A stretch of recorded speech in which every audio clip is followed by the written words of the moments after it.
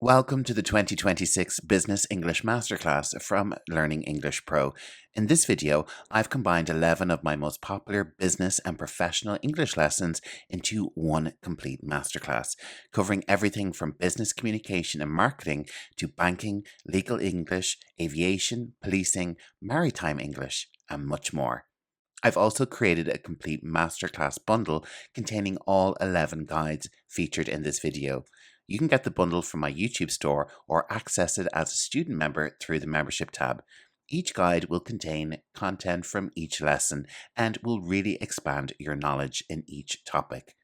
Every lesson is timestamped in the video description so you can jump straight to the topics that you need. And because this masterclass runs for a few hours, feel free to save it, come back later, or play it in the background for some passive listening practice throughout the day. Let's get started with our first lesson.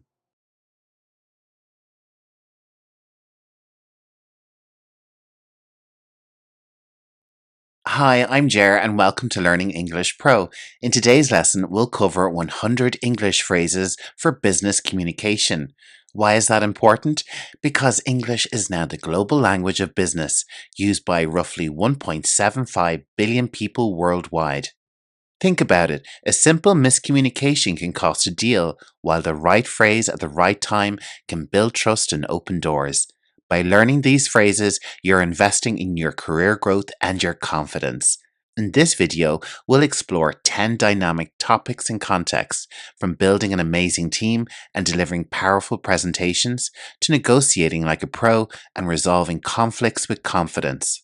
Each section gives you 10 super useful phrases, that's 100 in total, with context and examples so you can start using them immediately. Okay, let's get started with our 100 English phrases for business communication. Our first set of phrases all relate to how to build an amazing team. Yes, phrases for teamwork and collaboration in a global business workplace. Let's get started. Phrase number 1. Teamwork makes the dream work. Teamwork makes the dream work. This classic saying means that working together leads to better results. Our next phrase is, let's collaborate on this. Let's collaborate on this.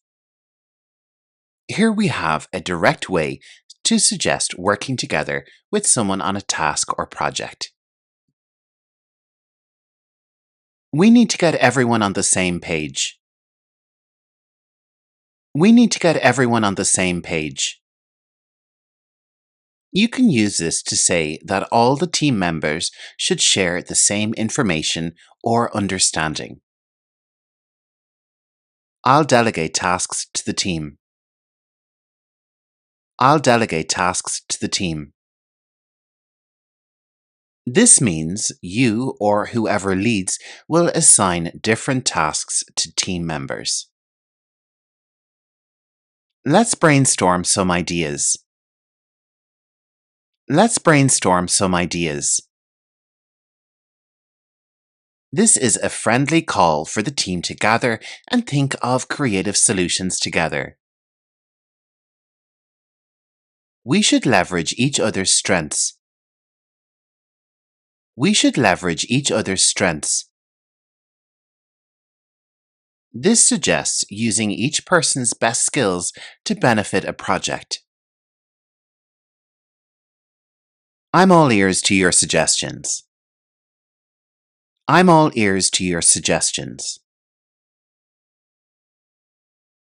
This is a classic phrase meaning I'm listening and open to your ideas. Everyone needs to pull their weight. Everyone needs to pull their weight.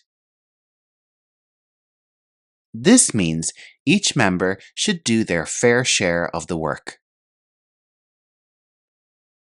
Let's keep the communication lines open. Let's keep the communication lines open. This phrase encourages team members to share updates and issues openly. We have a shared goal to achieve. We have a shared goal to achieve. Here, we have a reminder that the whole team is working toward the same objective. Great job! You've just learned 10 phrases to foster excellent teamwork, even with a global team. Which of these phrases have you heard at your workplace? Drop a comment and let me know. If you're finding these tips useful, give this video a thumbs up and hit that subscribe button for more lessons on business communication. Now that your team is set up for success, it's time to step up as a leader. Next, we have the language of leadership. Let's go. Lead by example. Lead by example. This phrase means you show the behavior or work ethic you expect from others by doing it yourself. Set clear expectations. Set clear expectations. Leaders use this phrase to emphasize the importance of defining goals, roles, and standards from the start. Empower your team. Empower your team. This means giving your team the trust and authority to make decisions and do their jobs well. My door is always open. My door is always open. Here we have a common expression from leaders indicating that they are approachable for feedback, questions, or concerns. Take ownership of mistakes. Take ownership of mistakes. This is a phrase which encourages accountability. Provide constructive feedback. Provide constructive feedback. This refers to giving feedback aimed at improvement, not just criticism. Let's align on our vision. Let's align on our vision. This means making sure everyone understands and agrees with the big picture goal or vision. Great job! Keep up the good work. Great job! Keep up the good work. Here we have a positive phrase to praise and to motivate. Leaders use it to recognize someone's effort. Delegate effectively. Delegate effectively. This phrase means assigning tasks to the right people in the right way. We value your input. We value your input. This is a reassuring phrase leaders use to let team members know their opinions and ideas matter. Now you have 10 solid phrases to speak like a true leader. If you're enjoying this lesson so far, remember to subscribe and to check out the downloadable PDF guide that comes along with this lesson. It's available to buy in the YouTube store or to my student memberships as part of your monthly membership. A critical aspect of any business career is the ability to negotiate with confidence. So get ready because we're turning up the heat with negotiation phrases. Get ready to learn how to negotiate like a pro in English. Let's find a win-win solution. Let's find a win-win solution. This is a common phrase suggesting a compromise that benefits both parties. What's your bottom line? What's your bottom line? This question asks for the lowest price or the final terms someone is willing to accept. Could we meet halfway? Could we meet halfway? And here we have a polite suggestion to compromise equally. I'm afraid that's outside our scope. I'm afraid that's outside our scope. And here we have a tactful way to refuse an offer or request by indicating it's beyond what you can do or agree to. We'd like to explore other options. We'd like to explore other options. This is a professional way to signal that the current proposal isn't acceptable and you want to consider alternatives. That's a deal breaker for us. That's a deal breaker for us. You can use this to describe a condition that you absolutely cannot accept. We can table that for now. We can table that for now. This means to postpone discussing a particular issue until later, and it's generally used in American English. I'm willing to compromise. I'm willing to compromise. Here we have a phrase that shows your flexibility. Let's hammer out the details. Let's hammer out the details. This means to work through the fine points of an agreement. We have a counteroffer. We have a counteroffer. A counteroffer is an alternative proposal made in response to an initial offer. Excellent! You're now equipped with another 10 key phrases, and those ones will help you drive a hard bargain and negotiate confidently. Let's have a quick challenge. Which one of these phrases is about delaying a discussion to avoid derailing the deal? Can you spot which one? The answer is number 27. We can table that for now. Well done if you got that right. By the way, if you're a student member or you grabbed our 100 phrases PDF, you'll find extra examples and pro tips for these negotiation phrases in your materials, so be sure to check those out. Next, we're moving from the bargaining table to the podium. It's time to present with impact and sharpen your presentation skills. Welcome everyone, and thank you for joining. Welcome everyone, and thank you for joining. This is a very typical, polite, professional opening for a presentation or a meeting. Today, I'll be talking about the sales report. Today, I'll be talking about the sales report. This is a clear way to introduce the topic of your presentation. To give you some context, I'll refer to the sales report. To give you some context, I'll refer to the sales report.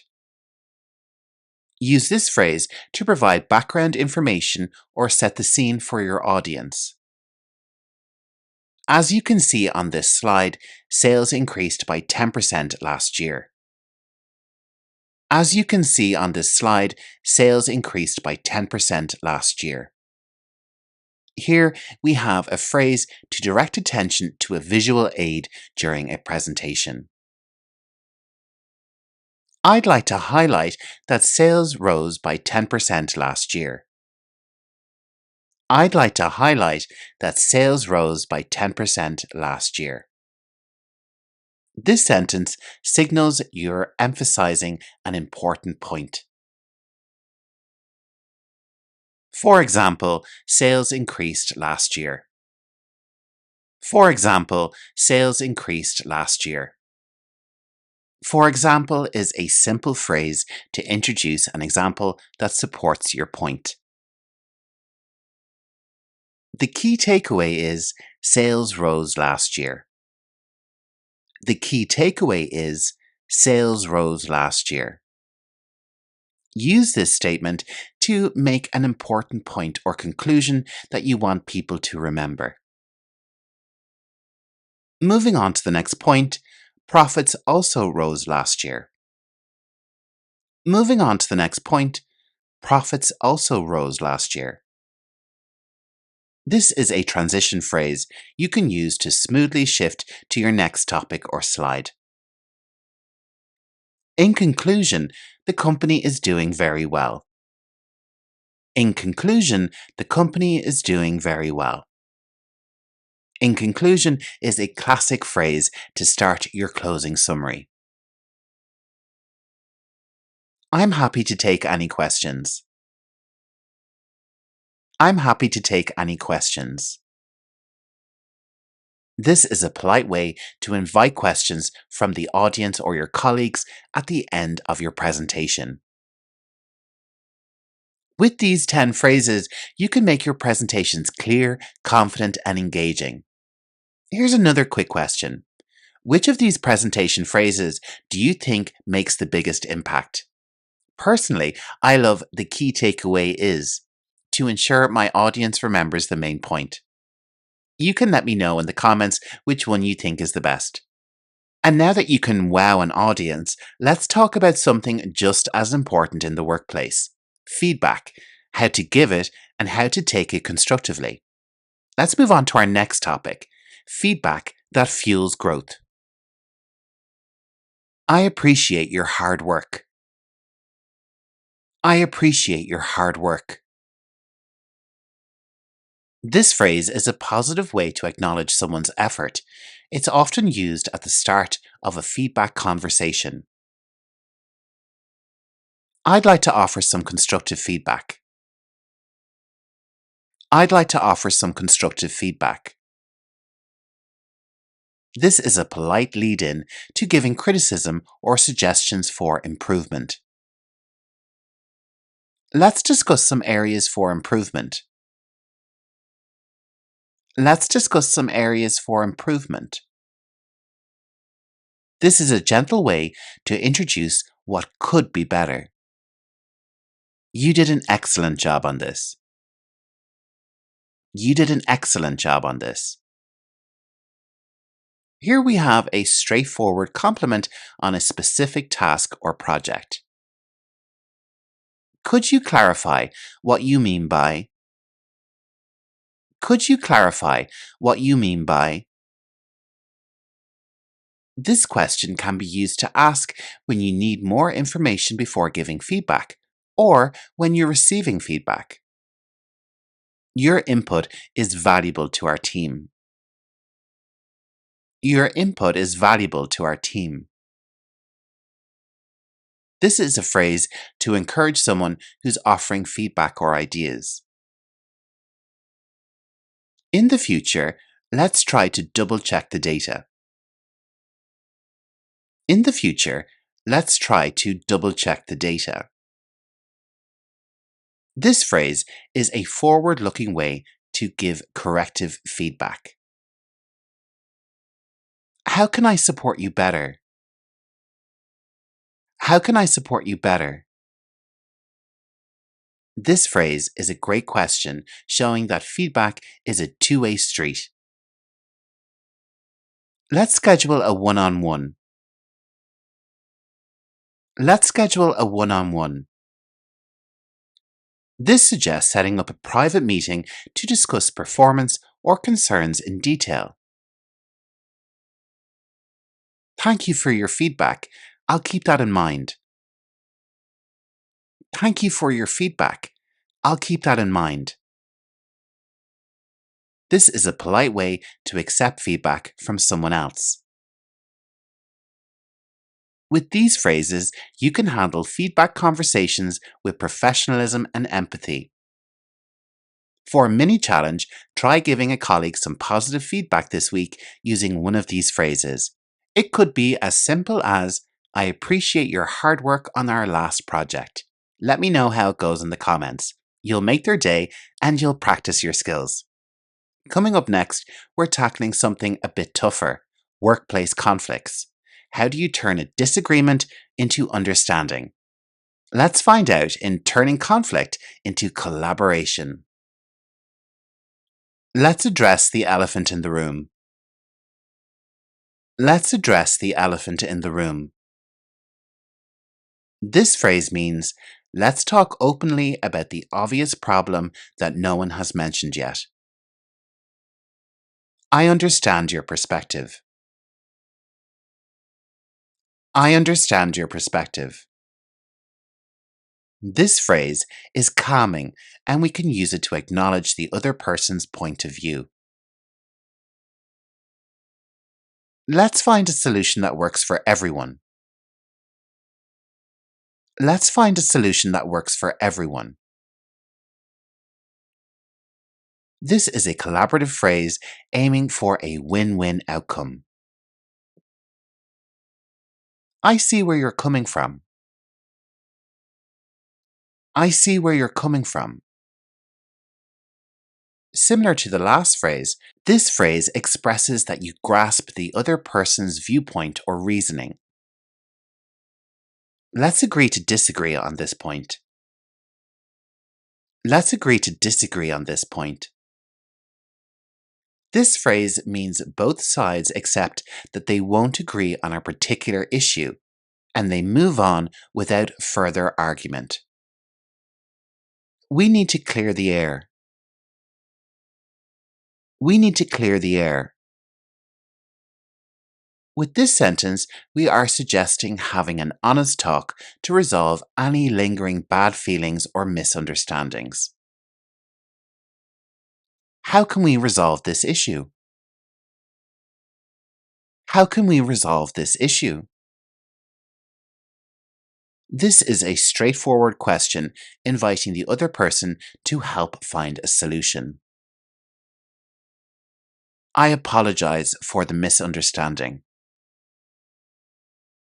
I apologize for the misunderstanding. This is a great, simple, and powerful phrase to diffuse conflict. Let's focus on finding a resolution. Let's focus on finding a resolution.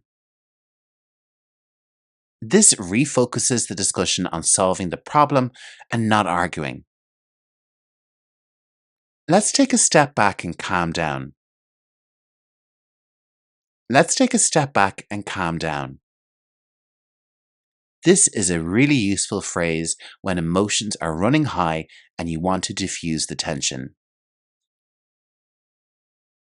You've now got 10 phrases under your belt to help turn conflicts into opportunities for understanding. With these tools, conflict resolution will feel a lot less intimidating. If you know a colleague who struggles with workplace conflicts or difficult conversations, consider sharing this video with them. It could help them handle their next tough talk more smoothly. Now, shifting gears, our next topic is something every professional deals with daily: time management and deadlines. Let's learn how to talk about time like a pro. Time is of the essence.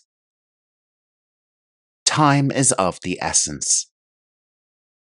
This means that time is very important in a situation. Let's prioritize our tasks. Let's prioritize our tasks. This is a great phrase for organizing work by importance. We need to meet the deadline. We need to meet the deadline. This sentence is a clear reminder that finishing by the agreed due date is crucial. This task is high priority. This task is high priority. You can use this phrase to label a task as very important and needing immediate attention. I'm running behind schedule. I'm running behind schedule. This is a phrase to admit you're not as far along as planned. Could we reschedule the meeting? Could we reschedule the meeting? And here we have a polite way to ask to move a meeting to a different time or day. We finished ahead of schedule. We finished ahead of schedule. A proud statement that a task or project was completed before the deadline. Let's stick to the schedule. Let's stick to the schedule. This phrase urges everyone to follow the planned timeline strictly. We need to streamline our workflow. We need to streamline our workflow. This means making our process more efficient to improve productivity. There's no time to lose. There's no time to lose. A phrase used when something is very urgent. Awesome! These phrases will help you stay on top of your schedule and boost your productivity at work. Remember, managing time well not only helps you meet deadlines, but also reduces stress for everyone. Student members and anyone with the downloadable guide, you have access to extra tips on how to adapt these time management phrases to your specific routine. Make sure to check those out. And if you're not a member yet, consider joining. It's a game changer for your learning. Now, we're nearly there. Next, let's talk about stakeholder engagement, how to speak to the language of clients, executives, and other key players to get their support. We need stakeholder buy-in. We need stakeholder buy-in. This means that we need the support or agreement of the people who have a stake in the project, such as clients, senior management, or investors. Let's keep our stakeholders in the loop. Let's keep our stakeholders in the loop. A phrase meaning we should keep the stakeholders informed about what's happening. We must manage expectations. We must manage expectations. This means we need to be clear about what can realistically be achieved to avoid disappointing people. I'll present a business case for this. I'll present a business case for this. A business case is a document or argument that justifies a project by explaining the benefits, costs, and risks. We should align our strategy with stakeholder interests. We should align our strategy with stakeholder interests. This suggests making sure our plan matches what the stakeholders care about. Let's address the stakeholders' concerns. Let's address the stakeholders' concerns.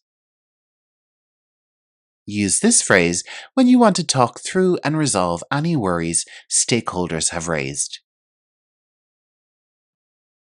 We have to deliver on our commitments. We have to deliver on our commitments. This phrase means we must do what we have promised to our stakeholders. We provided an update to the stakeholders. We provided an update to the stakeholders.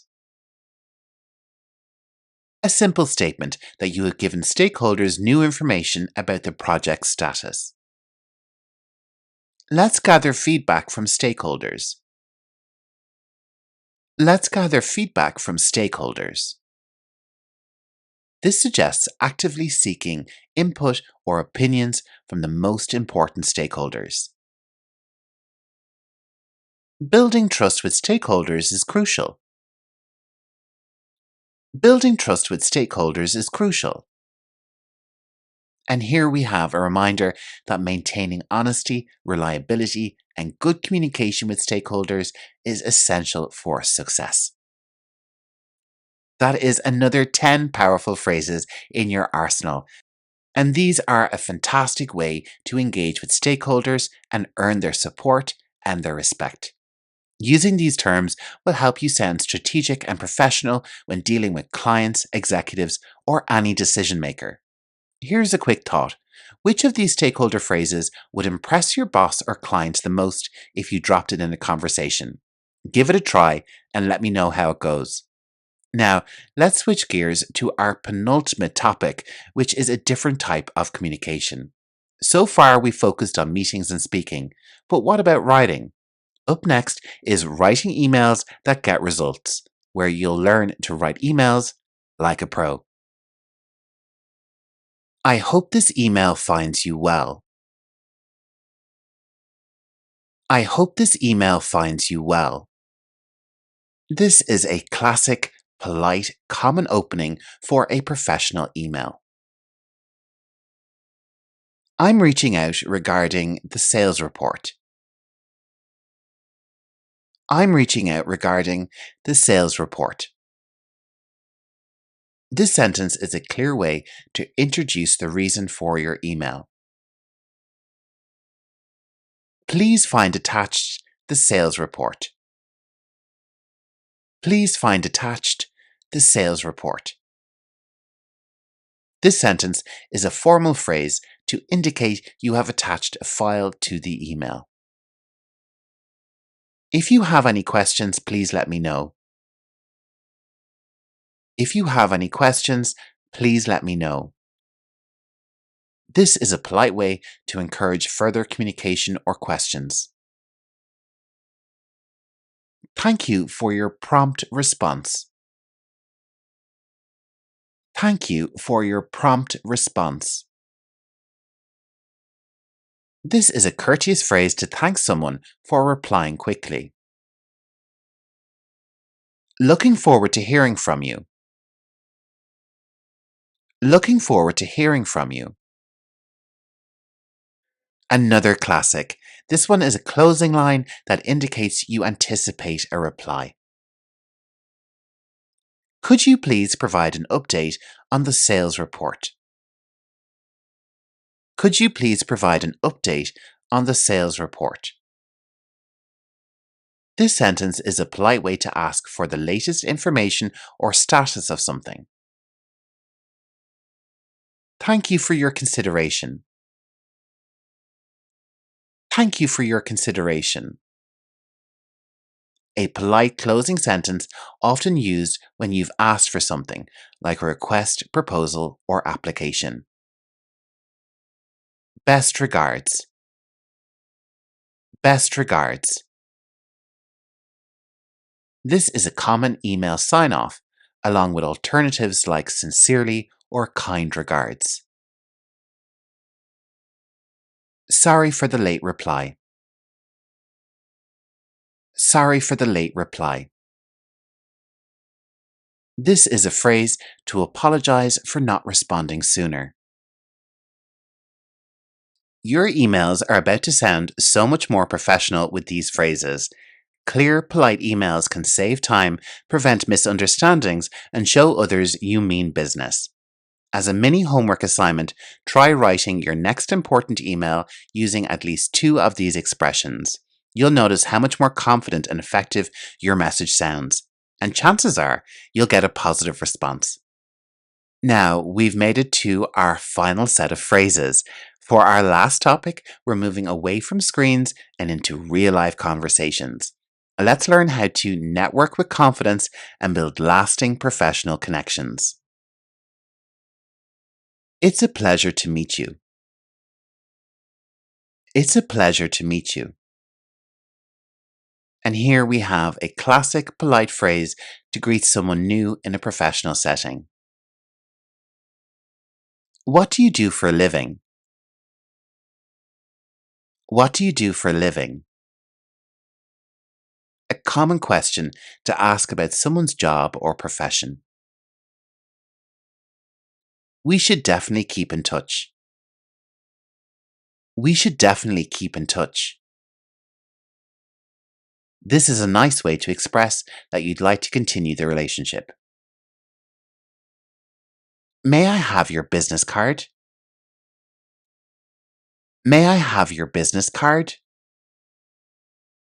A polite request to get someone's contact information. I'd love to connect on LinkedIn. I'd love to connect on LinkedIn.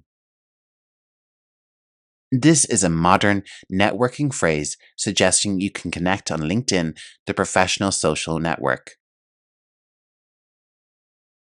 Are you attending the gala? Are you attending the gala? This is a question to find common ground or future meetups. Perhaps we could collaborate in the future. Perhaps we could collaborate in the future. This is a forward-looking phrase that plants the idea of working together someday. I'll follow up with you next week. I'll follow up with you next week. This is a promise to contact someone later, which shows you're serious about keeping the connection alive. Let me introduce you to my colleague. Let me introduce you to my colleague. Use this when you meet someone and realize they should also meet a third person. Perhaps you know someone with similar interests. Feel free to reach out anytime. Feel free to reach out anytime. And this is a friendly closing remark to let the other person know they can contact you in the future. Wow, congratulations and well done. You've learned 100 powerful phrases for business communication across 10 essential topics, from global teamwork and leadership to negotiation, presentation, feedback, conflict resolution, and so much more. We've covered a lot of ground. By incorporating these phrases into your daily professional English, you'll communicate more effectively and with a lot more confidence, no matter what situation you face. If you want to pick up If you want to sound more professional, confident, and modern in business English, this lesson is for you. Today, I'm going to read 100 professional business English phrases used in meetings, strategy discussions, and real workplace communication. I've also created a complete masterclass bundle containing all 11 guides featured in this video. You can get the bundle from my YouTube store or access it as a student member through the membership tab. Each guide will contain content from each lesson and will really expand your knowledge in each topic. If you want to improve your business English, make sure to subscribe, like the video, and comment below with your favorite phrase. I'd love to hear from you. All right, let's begin. Phrase number 1. Let's align on this. Repeat after me. Let's align on this. Phrase number 2. Can we clarify the scope? Can we clarify the scope? Phrase number 3. I'd like to flag a concern. I'd like to flag a concern. Phrase 4. Let's circle back to this. Let's circle back to this. Phrase 5. What's the timeline on this? What's the timeline on this? Phrase 6. We need to manage expectations. We need to manage expectations. Phrase number 7. Let's take this offline. Let's take this offline. Phrase number 8. Can you walk me through that? Can you walk me through that? Phrase number 9. That's outside our current remit. That's outside our current remit. Phrase 10. Let's keep this high level. Let's keep this high level. Phrase number 11. I'll revert shortly. I'll revert shortly. Phrase number 12. Let's streamline the process. Let's streamline the process. Phrase 13. We're working toward a solution. We're working toward a solution. Phrase 14. I appreciate the transparency. I appreciate the transparency. Phrase 15. Let's action this. Let's action this. Phrase 16. We're at capacity. We're at capacity. Phrase 17. Can we prioritize this? Can we prioritize this? Phrase 18. Let's leverage our resources. Let's leverage our resources. Phrase 19. We need a data-driven approach. We need a data-driven approach. Phrase 20. That's a valid point. That's a valid point.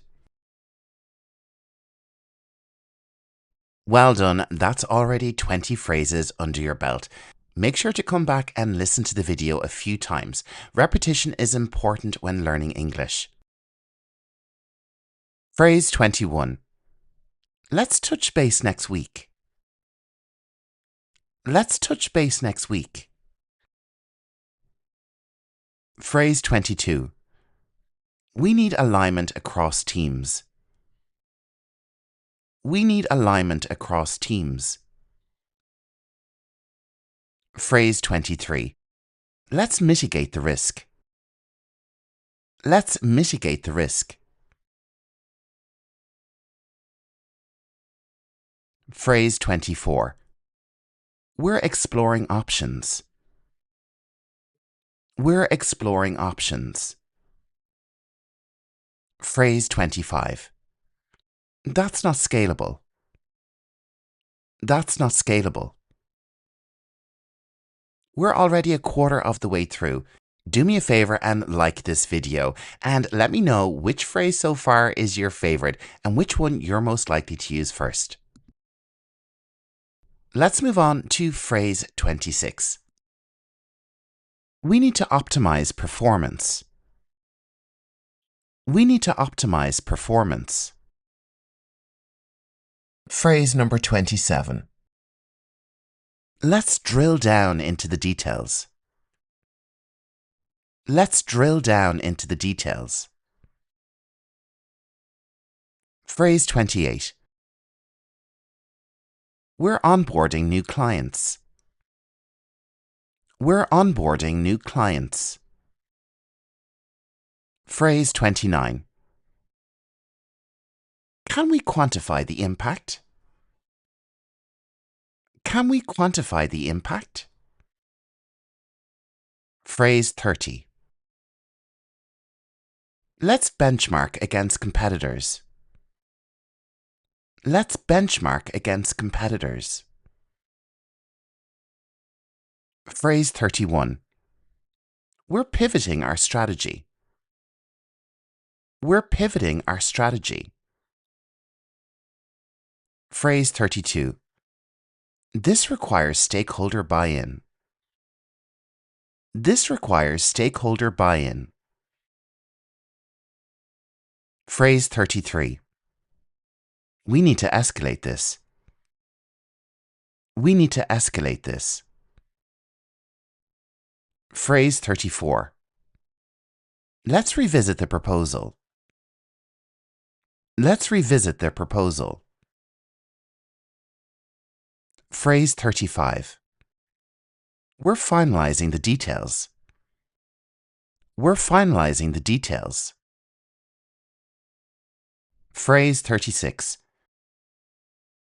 Let's set clear deliverables. Let's set clear deliverables. Phrase 37. We're tracking progress. We're tracking progress. Phrase 38. This is a long-term play. This is a long-term play. Phrase 39. Let's ensure compliance. Let's ensure compliance. Phrase number 40. We're anticipating growth. We're anticipating growth. We are working our way through these phrases. Now it's time for phrase number 41. Let's allocate resources strategically. Let's allocate resources strategically. Phrase 42. We need greater visibility on this. We need greater visibility on this. Phrase 43. Let's establish clear ownership. Let's establish clear ownership. Phrase number 44. We're operating within tight margins. We're operating within tight margins.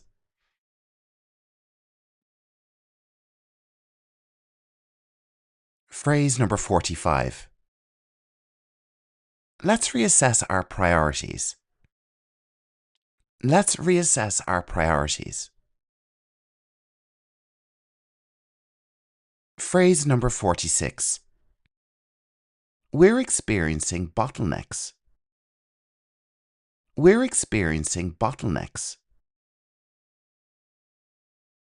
Phrase 47. Let's implement a phased approach.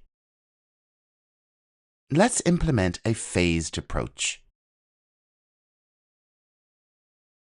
Phrase 48. We need actionable insights. We need actionable insights. Phrase 49. Let's strengthen our value proposition. Let's strengthen our value proposition. And we're onto our halfway mark. Phrase number 50. We're seeing positive traction. We're seeing positive traction. Phrase 51. Let's address the root cause. Let's address the root cause.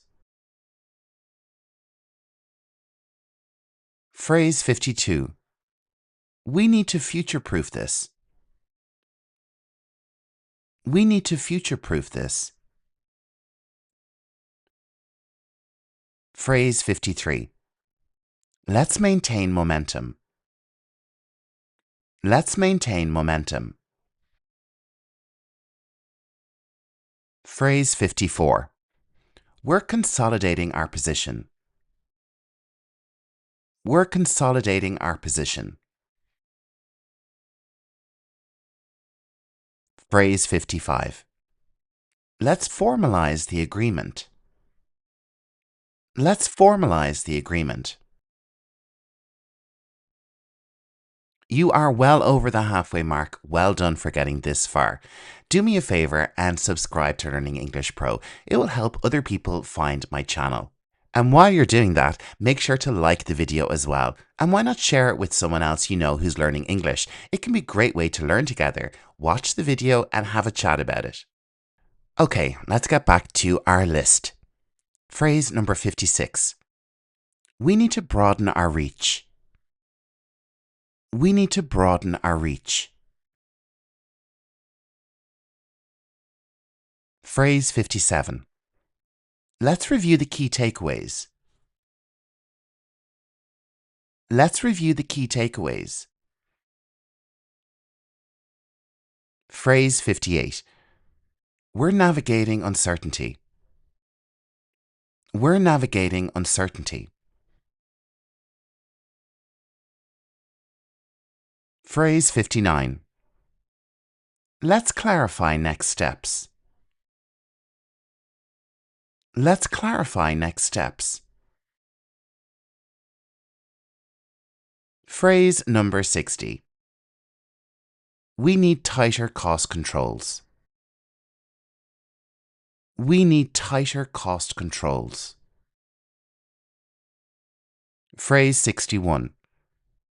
Let's build this into the roadmap. Let's build this into the roadmap. Phrase 62. We're seeing diminishing returns. We're seeing diminishing returns. Phrase 63. Let's clarify the decision-making process. Let's clarify the decision-making process.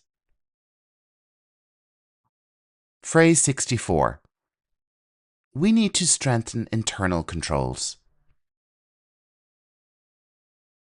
We need to strengthen internal controls. Phrase 65. Let's conduct a gap analysis. Let's conduct a gap analysis. Phrase 66. We're reallocating resources. We're reallocating resources. Phrase 67. Let's recalibrate our approach. Let's recalibrate our approach. Phrase 68. We need greater cross-functional visibility. We need greater cross-functional visibility. Phrase 69. Let's formalize the reporting structure. Let's formalize the reporting structure. Phrase 70. We're operating in a constrained environment. We're operating in a constrained environment. Phrase 71. Let's ensure consistency across channels. Let's ensure consistency across channels. Phrase 72. We need a more agile framework. We need a more agile framework. Phrase 73. Let's evaluate long-term sustainability. Let's evaluate long-term sustainability.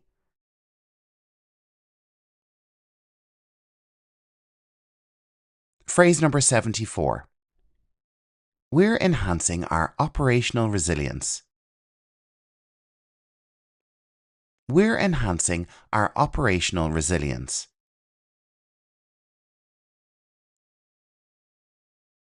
Phrase number 75. Let's define measurable success criteria. Let's define measurable success criteria.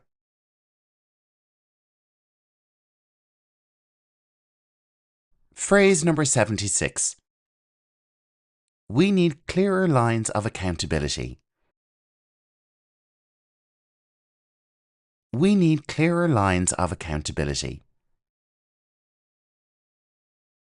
Phrase number 77. Let's stress test this model. Let's stress test this model.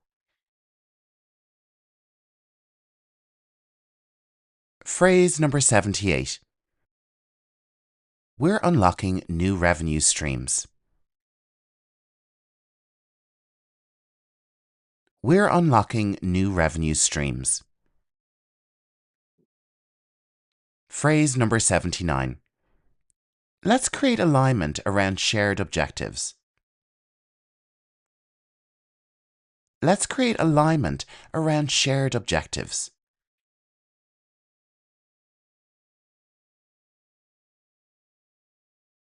Phrase number 80. We need to reinforce governance structures. We need to reinforce governance structures. Phrase number 81. Let's optimize resource allocation. Let's optimize resource allocation. Phrase 82. We're building strategic partnerships. We're building strategic partnerships. Phrase 83. Let's revisit our risk appetite. Let's revisit our risk appetite. Phrase 84. We need a more robust contingency plan. We need a more robust contingency plan.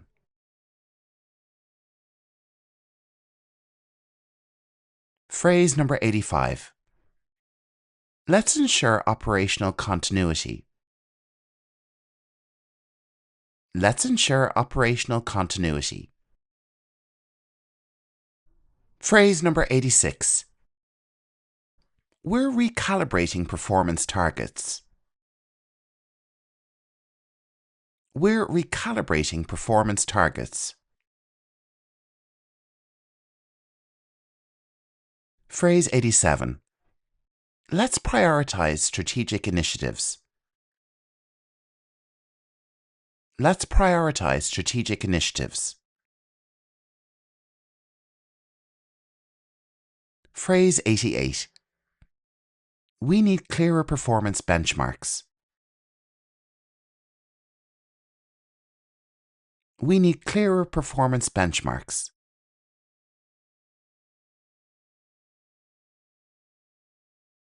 Phrase 89. Let's streamline decision workflows. Let's streamline decision workflows. Phrase number 90. We're strengthening our compliance framework.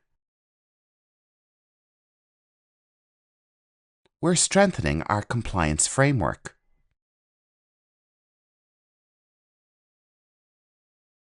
Phrase 91. Let's align incentives with performance outcomes. Let's align incentives with performance outcomes. Phrase 92. We need to rationalize our cost base. We need to rationalize our cost base. Phrase 93. Let's evaluate return across verticals. Let's evaluate return across verticals. Phrase 94. We're strengthening our market positioning. We're strengthening our market positioning. Phrase 95. Let's conduct a scenario analysis. Let's conduct a scenario analysis.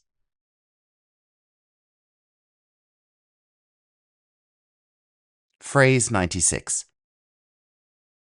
We need tighter integration across systems. We need tighter integration across systems.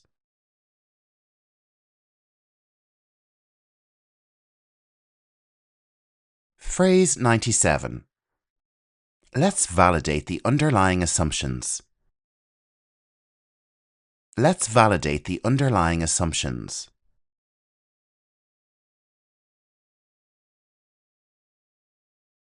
Phrase 98. We're reinforcing stakeholder confidence. We're reinforcing stakeholder confidence.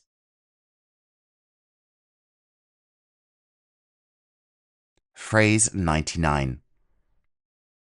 Let's maximize operational leverage. Let's maximize operational leverage.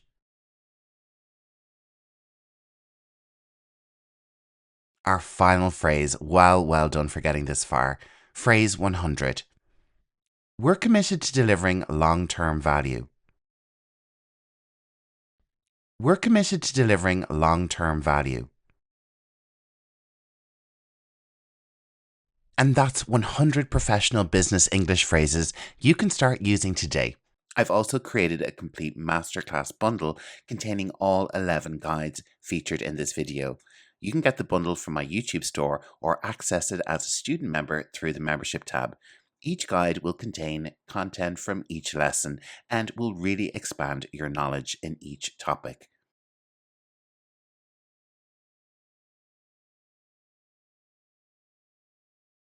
If you want to work as a virtual assistant, your English doesn't just need to be good, it needs to sound professional, clear, and reliable.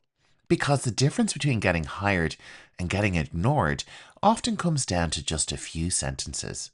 Welcome back to Learning English Pro, the home of business English on YouTube. I'm Jer, your dedicated online business English teacher, and in today's lesson, I'm going to help you speak like a professional virtual assistant. Virtual assistants are one of the most in-demand roles in the world right now. It's one of the top search jobs on Google, and companies everywhere are looking for people who can support their business remotely. But here's the reality. It's not just about doing the work, it's about how you communicate while doing it. So in this lesson, I'm going to take you through 100 essential English phrases every virtual assistant should know. I'll read each phrase clearly and give you a short practical explanation so you can understand exactly when and how to use it. Okay, let's get started with our first group of phrases. This group is all about starting a task and clarifying instructions. Phrase number 1. Could you clarify the priority for this task? This phrase is useful when you are unsure which task should be completed first. Phrase number 2. Just to confirm, you'd like this completed by today? This is a really useful phrase as it can be used to double check deadlines and avoid misunderstandings. Phrase number 3. I'll get started on this right away. This is a great phrase because it shows initiative and responsiveness. Right away emphasizes urgency without sounding aggressive. Phrase number 4. Let me know if there are any specific requirements. This phrase is useful when tasks may have hidden expectations. Let me know if is a polite conditional request. Phrase number 5. Could you provide more details on this? We can use this phrase when instructions are unclear. The word provide sounds more formal than give. Phrase number 6. I just want to make sure I understand correctly. This is a great phrase because it shows care and attention to detail. Phrase number 7. What would you like me to focus on first? This phrase helps manage workload effectively. Using would you like keeps the tone polite and client focused. Phrase number 8. Is there a preferred format for this? This is a useful question for documents or reports. Preferred shows awareness of expectations and adds professionalism. Phrase number 9. Should I follow the previous guidelines? This phrase is useful for recurring tasks. Should I is a polite way to ask for confirmation or instruction. Phrase number 10. I'll review the instructions and update you shortly. This phrase shows accountability and time awareness. Shortly is a professional alternative to soon. Well done for getting through that first group of 10 phrases. Let's move on to our second group, which is all about managing time and deadlines. Phrase number 11. I'll have this ready by the end of the day. This is a really useful phrase. We can use it to set a clear deadline. The term by the end of the day is pretty standard in business time reference. Phrase number 12. This task is currently in progress. This phrase is useful for status updates. In progress is a fixed expression commonly used in project management. Phrase number 13. I'm working through the remaining items now. This is a handy little phrase as it shows ongoing effort. Working through suggests steady progress, which sounds natural and professional. Phrase number 14. I'll prioritize this and update you soon. This phrase communicates urgency. Prioritize is key vocabulary for time management. Phrase 15. I may need a bit more time to complete this. This is a handy, useful phrase when delays happen. A bit more time softens the message and avoids sounding negative. Phrase number 16. I'm on track to meet the deadline. This nice phrase reassures the client. On track is a common idiom used in business contexts. Phrase number 17. I'll send this over once it's finalized. This short phrase is useful for completed tasks. Finalized suggests quality and completion. Phrase number 18. There's a slight delay due to. This phrase introduces a delay explanation. Slight softens the impact and maintains professionalism. Phrase number 19. I'll circle back to this later today. This phrase is a common business idiom, meaning to return to something later. We're already on phrase number 20. Well done for getting this far. I've completed this ahead of schedule. This is a nice phrase because it highlights efficiency. Ahead of schedule is a strong, positive phrase in professional communication. Now we're on to group number 3, email communication. Phrase number 21. I've drafted the email for your review. This phrase is used when preparing communication. Drafted is formal vocabulary meaning prepared a first version. Phrase number 22. Please let me know if you'd like any changes. This phrase invites feedback politely. You'd like softens the request here. Phrase number 23. I've scheduled the email to be sent tomorrow. This phrase is useful for automation tasks. The word scheduled is very common in digital workflows and throughout business English. Phrase number 24. I've followed up with the client. This phrase refers to contacting someone again. Follow-up is essential business English vocabulary. Phrase number 25. I've included all relevant details in the email. This phrase shows completeness. Relevant indicates useful and appropriate information. Phrase number 26. I'll resend the email just in case. This is a useful phrase when you're unsure if something was received. Just in case adds a natural tone here. Phrase number 27. The client has responded positively. This phrase is used to report feedback. Responded positively is neutral and professional. Phrase number 28. I've CC'd you for visibility. This phrase is common in email communication. for visibility means so someone can see the communication clearly. Phrase number 29.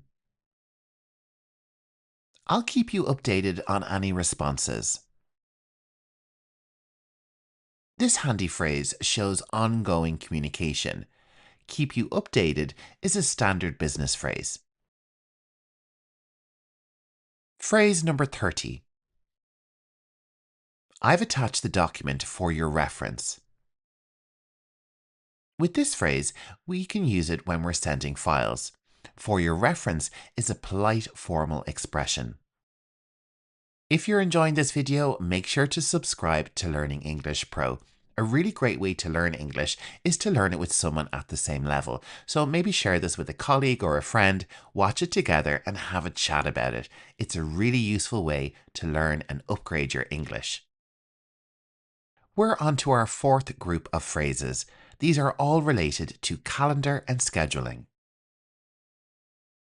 Phrase number 31. I've scheduled the meeting for tomorrow at 10. This phrase confirms a booking. Scheduled is key vocabulary in admin tasks. Phrase number 32. Does this time work for you? This phrase is used to confirm availability. It is short and polite. Phrase number 33. I'll send a calendar invite shortly. This phrase is used when organizing meetings. Invite refers to a digital calendar request. Phrase number 34. I've rescheduled the meeting as requested. This phrase is useful when plans change. And like scheduled, rescheduled is also common business vocabulary. Phrase number 35. There seems to be a scheduling conflict. This phrase indicates overlapping appointments. The term conflict is formal and clear. Phrase number 36. I'll block out time for this task. This phrase means reserving time. Block out is a common phrasal verb in scheduling.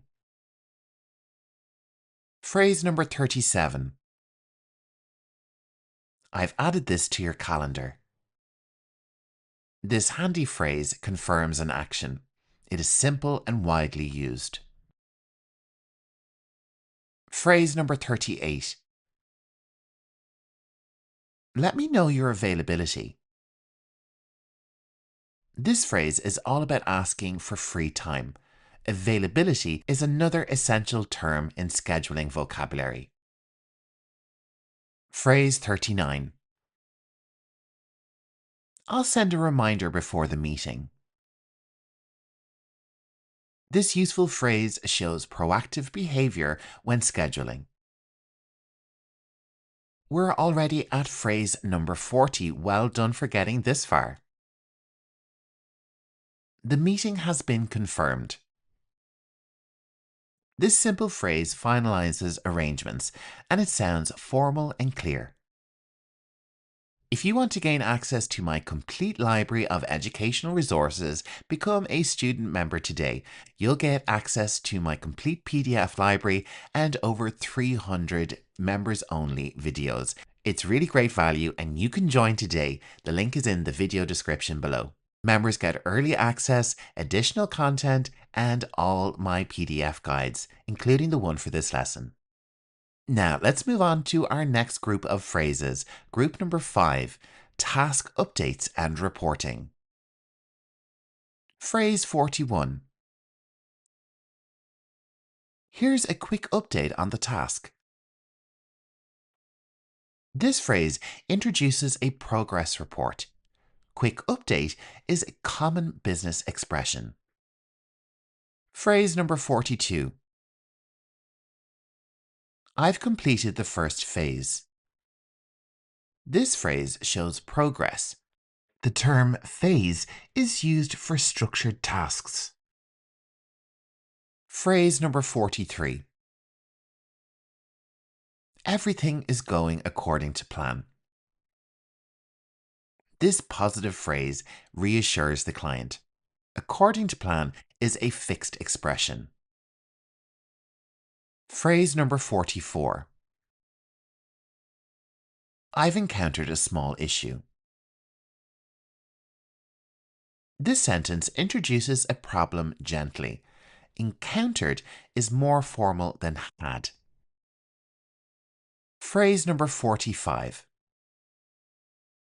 I've resolved the issue. This useful phrase shows problem-solving ability and helps develop trust with the client.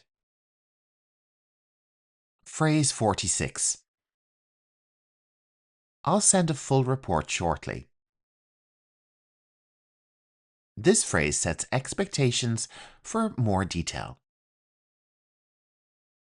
Phrase number 47. I've made the requested changes. This useful short phrase confirms that an action has been taken. Phrase number 48. Please review and let me know your thoughts. This phrase is used to ask for feedback professionally. Review sounds more formal than look at. Phrase number 49. I've double-checked everything. This phrase shows that you have checked work carefully. And the term double-checked emphasizes extra attention to accuracy and detail. We are at our halfway mark already. Very well done. Congratulations for getting this far. Phrase number 50. Let me know if anything needs adjusting. This phrase is used to invite feedback after completing a task. Needs adjusting sounds more flexible and polite than directly asking for changes. So let's move into the second half of our list. This is group number 6, file and document management phrases. Phrase number 51. I've organized the files into folders. This phrase shows your structure. The term organized indicates efficiency. Phrase number 52. I've renamed the files for clarity.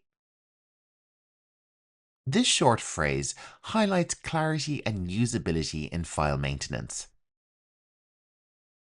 Phrase number 53. The document has been updated. This handy sentence uses the passive voice, common in professional communication. Phrase number 54. I've shared access with the team. This phrase is used to confirm that others can now view or edit a file. Shared access refers to giving permission to a document or system. Phrase number 55. Please check the latest version. With this phrase, we are using it to direct someone to the most recent file or update. Latest version helps avoid confusion with older drafts. Phrase number 56. I've backed up the files. In terms of file maintenance, this phrase shows responsibility and caution. Phrase 57. I've created a template for future use. This phrase is used to show you have made a reusable format for similar tasks. The word template refers to a standard structure that can be used again. Phrase number 58. The file is ready for download. And this simple phrase is clear and functional. Phrase number 59. I've added comments for review.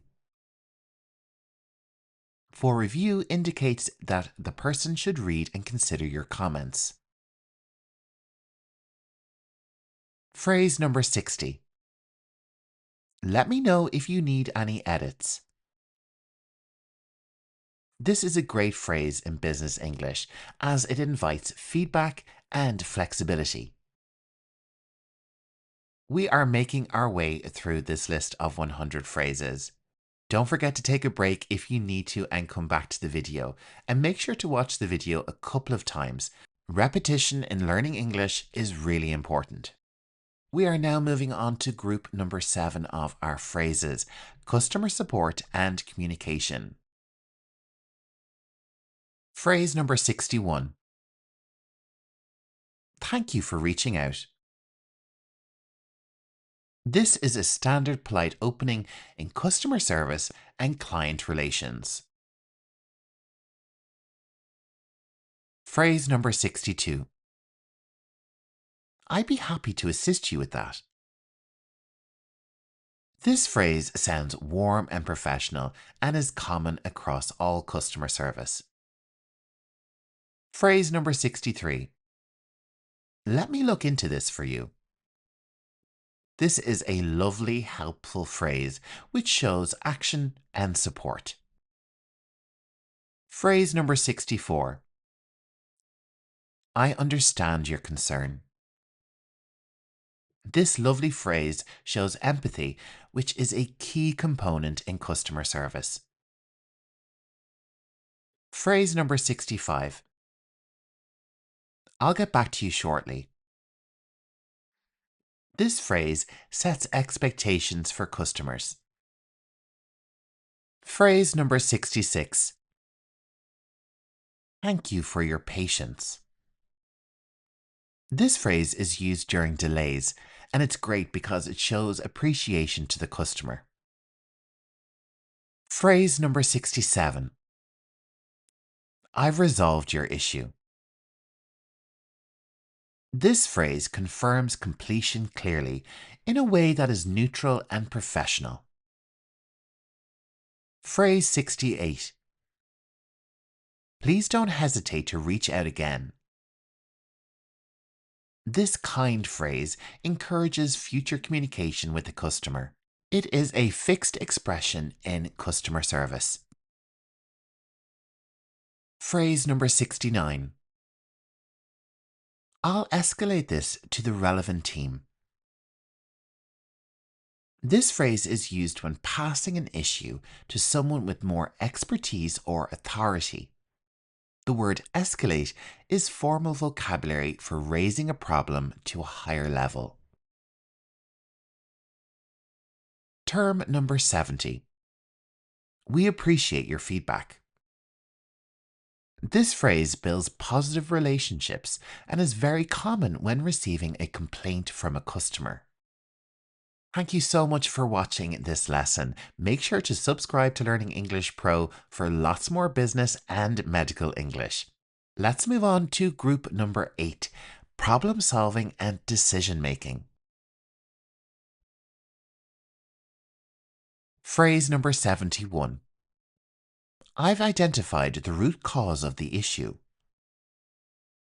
This phrase is used to show you have found the main reason for a problem. The term root cause refers to the original source, not just the symptoms. Phrase number 72. I recommend the following approach. This is a handy phrase you can use when you are suggesting solutions. Phrase number 73. One option would be to. This phrase is great if you want to soften a suggestion, and it helps you come across as helpful. Phrase number 74. I've outlined a few possible solutions. This phrase shows initiative and preparation. The word outlined means to give a summary of something. Term number 75. Let me know how you'd like to proceed. This phrase returns control to the client. The term proceed is more professional than continue or carry on in terms of business English. Phrase number 76. This should resolve the issue moving forward. This phrase is used to show that a solution will fix the problem long term. Moving forward refers to future situations, not the past. Phrase number 77. I'll implement the changes now. We can use this phrase to confirm that you are putting the changes into action. Implement is a formal verb meaning to carry out or apply something. Phrase number 78. There may be a more efficient way to do this. This phrase is useful as it introduces improvements or a suggestion you might have diplomatically. Phrase number 79. I've tested this to ensure it works. This confident phrase shows quality control and displays your responsibility. Phrase number 80. Everything is now functioning as expected. This positive phrase confirms success clearly to the client. We are moving on to our penultimate group of phrases, collaboration and teamwork. Don't forget to subscribe if you're enjoying this lesson. Phrase number 81. I've coordinated with the team on this. This phrase is used to show you have worked with others to align on a task. Coordinated suggests organized communication and collaboration.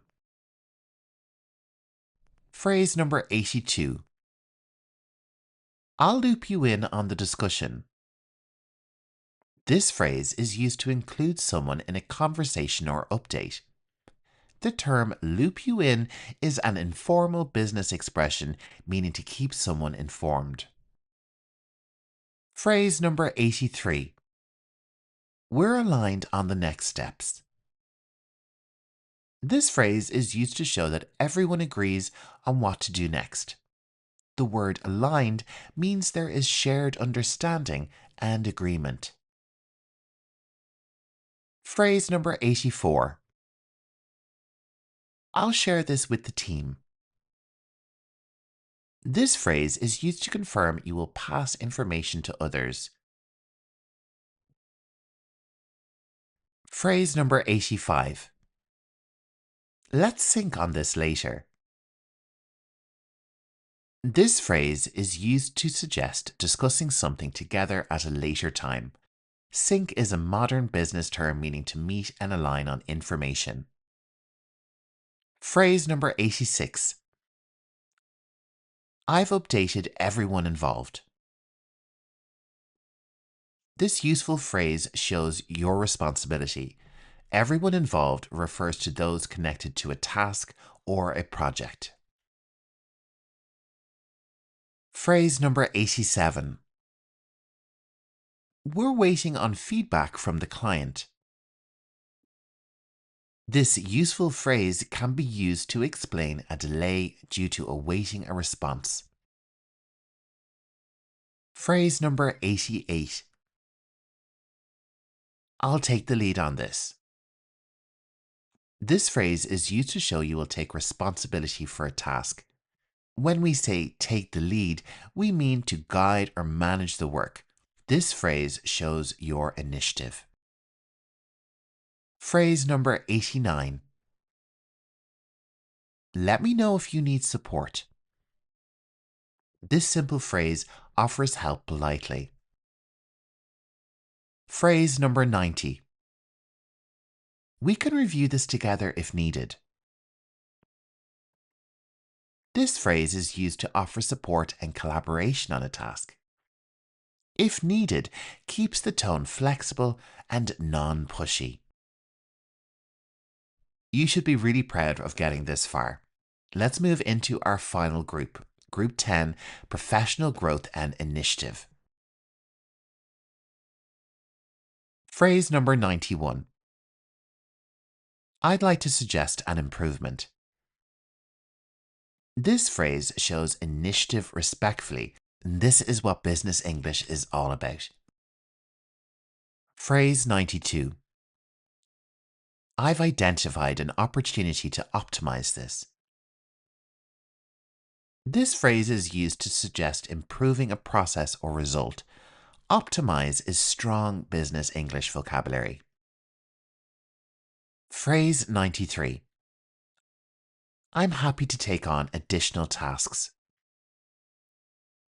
This is a lovely and useful phrase for anyone wanting to grow their career, as it shows willingness and flexibility.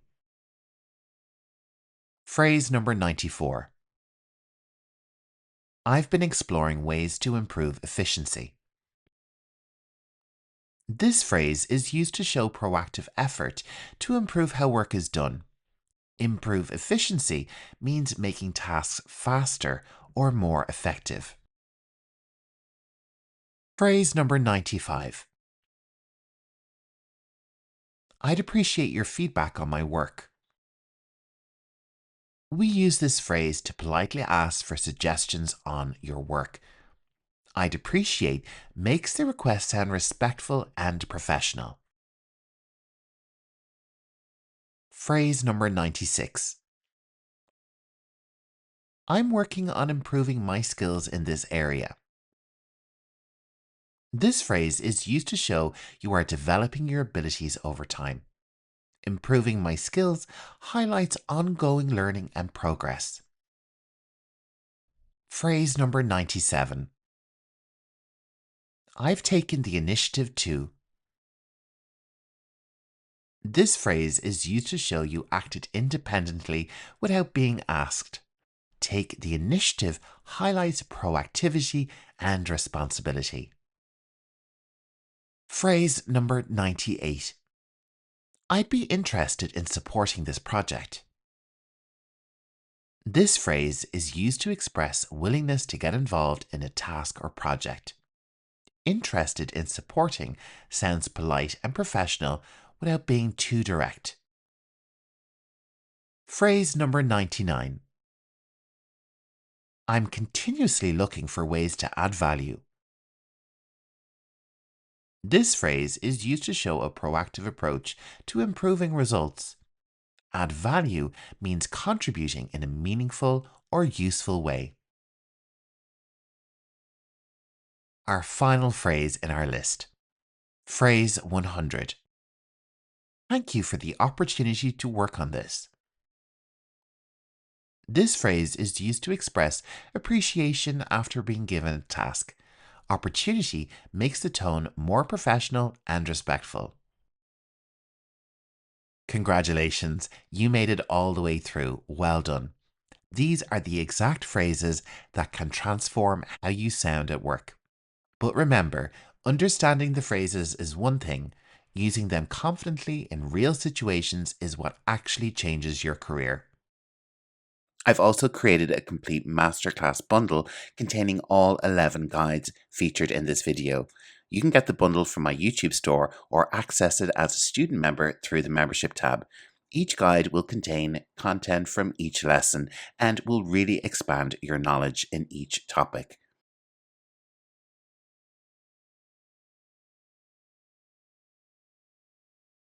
Did you know that over 1.5 billion people worldwide use English for business and finance? If you work in banking, finance, or business, mastering the right English phrases can make a huge difference in your professional success. Whether you're handling customer inquiries, processing transactions, or discussing loans, using clear and professional English helps you build trust and advance in your career. Hi, I'm Jer, and this is Learning English Pro, the channel where professionals like you excel at English and advance in their careers. In today's lesson, I'll guide you through 100 essential banking phrases organized into 10 key categories. Each phrase comes with a detailed explanation, so you'll know exactly how to use it in real-life banking situations. To access the PDF and all my other exclusive resources, join the student membership with Learning English Pro. The link is in the video description. Okay, let's get started on our first category for banking, opening and managing accounts.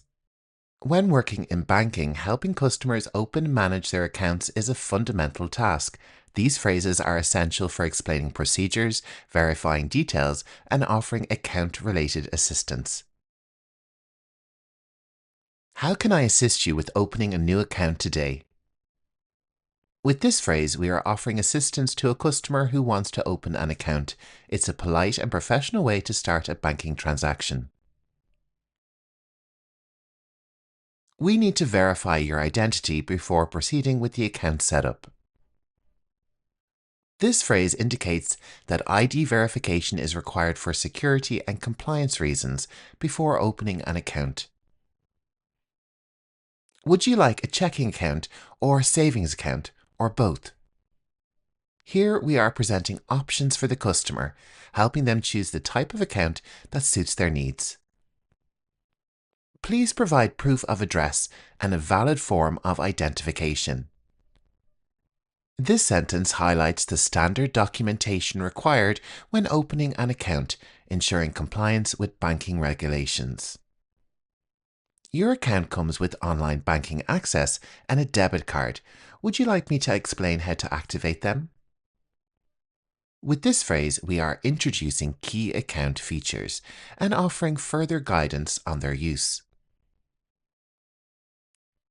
Your opening deposit must meet the minimum balance requirement for this account type. This phrase informs the customer of financial requirements associated with their chosen account. Would you like to set up direct deposit for your salary? This question asks whether the customer wants their paycheck automatically transferred into their account, a convenient banking feature. We offer overdraft protection. Would you like to enroll in this service? Here we are informing the customer about an optional feature that helps prevent overdraft fees and declined transactions. You can access your statements online or opt for paper statements mailed to you. What do you prefer? This sentence gives the customer a choice in how they receive their banking documents, ensuring clarity in communication.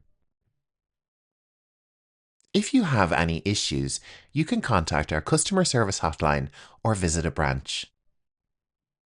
Here we are providing the customer with important support options for future banking needs. Let's move on to our next topic, which is deposits and withdrawals. Handling deposits and withdrawals is a core function in banking. These phrases help facilitate smooth transactions while ensuring clarity and accuracy. How much would you like to deposit today? With this phrase, we are inviting the customer to specify the amount they wish to deposit, making the process clear and efficient. Would you like to deposit this amount into your checking or savings account? This question asks the customer to specify which account should receive the deposit. For cash deposits above a certain amount, we may require additional verification. This phrase highlights security measures in place to prevent fraud and ensure compliance with banking regulations. Would you like to withdraw this amount in smaller denominations? Here we are offering the customer the option of receiving their cash in smaller bills for convenience. Please sign the withdrawal slip before I process your transaction. Here we are indicating the need for a signature as part of the standard banking process. For withdrawals exceeding the daily amount, you may need to visit a branch or request manager approval.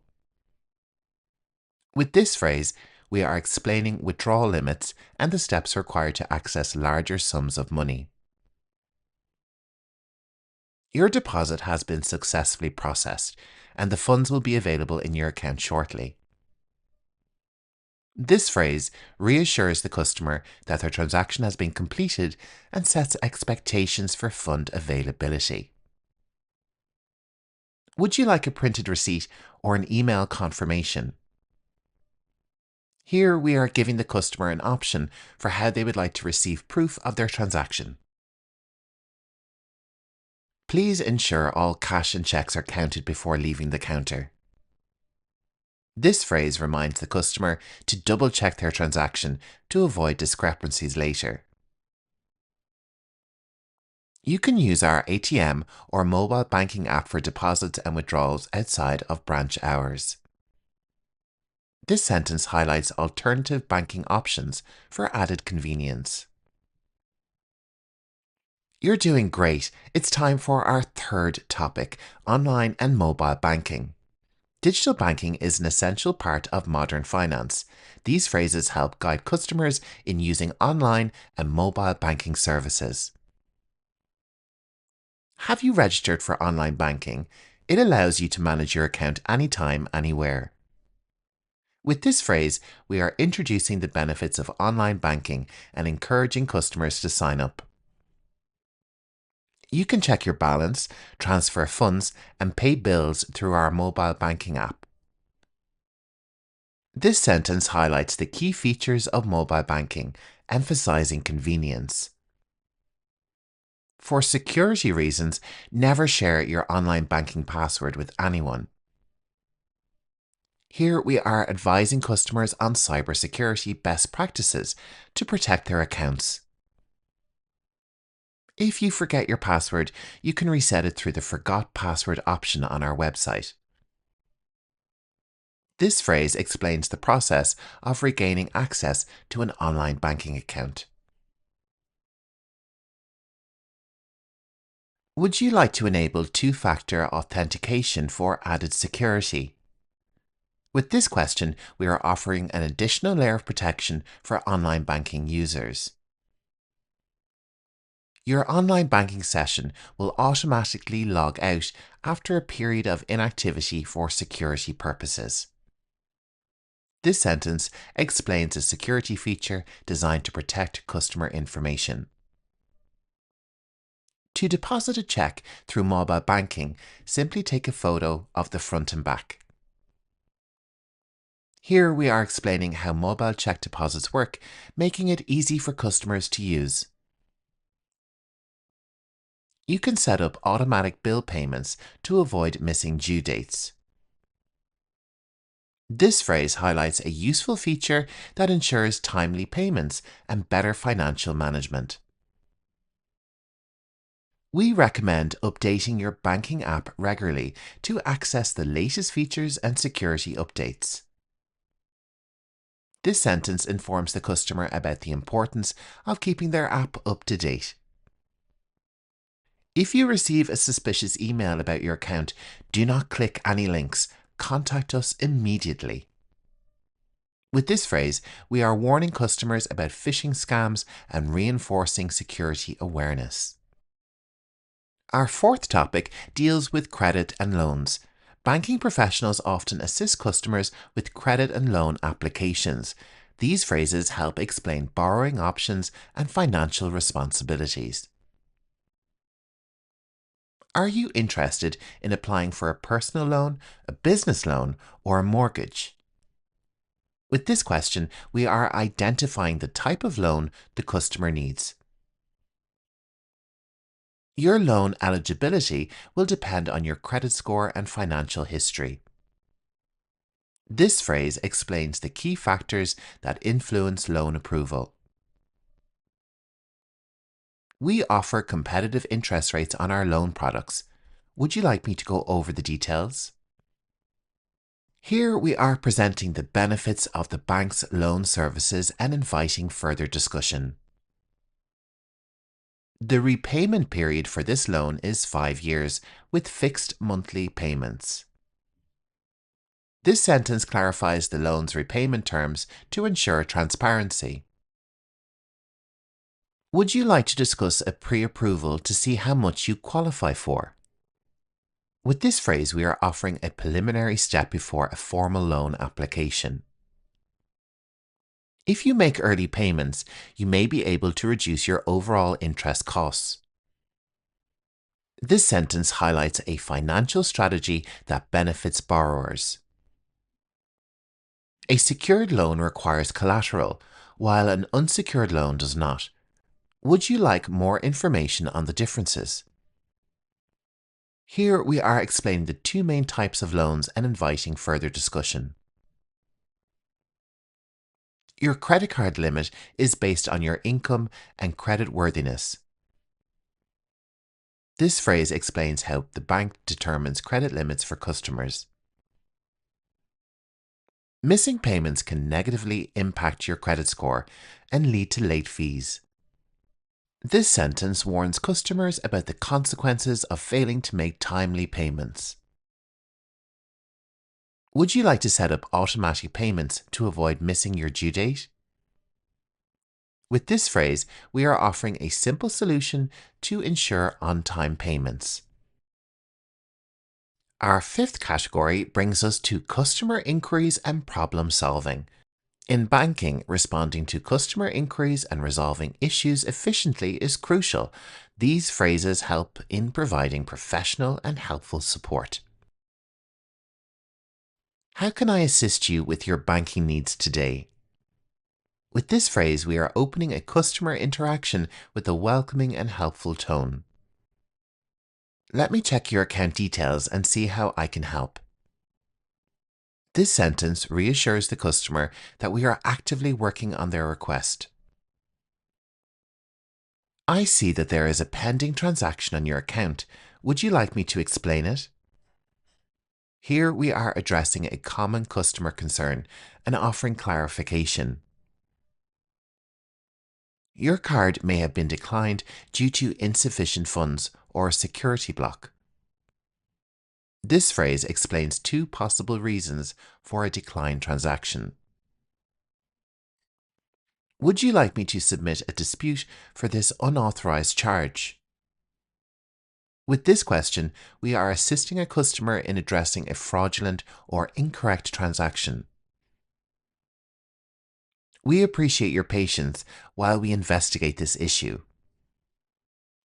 This sentence acknowledges the customer's time and reassures them that we are working on a solution. Your account was temporarily locked due to multiple incorrect login attempts. Let's reset your access. Here we are explaining a security measure and offering a solution to regain access. I understand your frustration, and I will do my best to resolve this for you. This phrase shows empathy and a commitment to helping the customer. The fee on your account is due to a minimum balance requirement. Would you like me to explain our fee structure? This sentence provides clarity on why a charge was applied and offers further explanation if needed. Let me connect you with a specialist who can assist you further. With this phrase, we are smoothly transitioning the customer to the appropriate expert for their concern.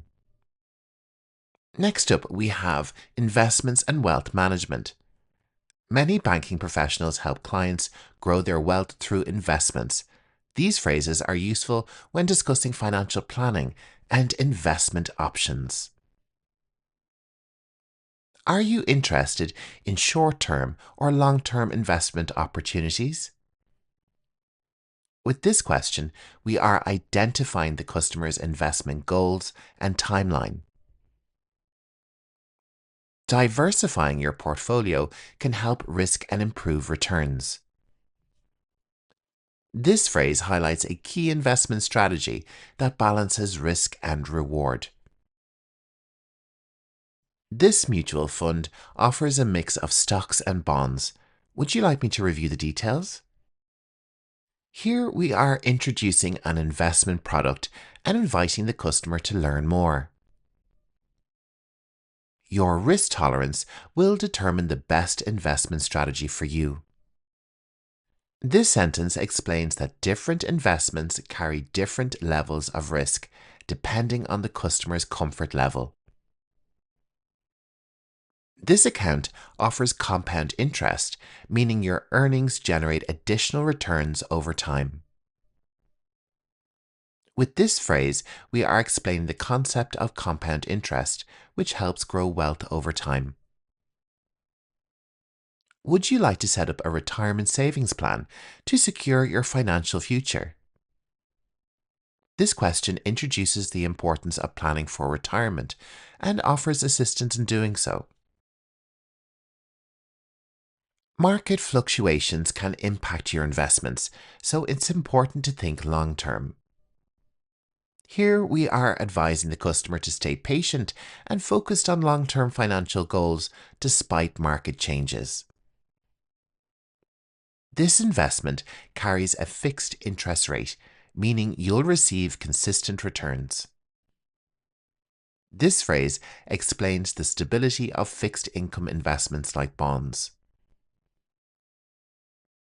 Would you like to schedule a financial planning session to review your investment goals?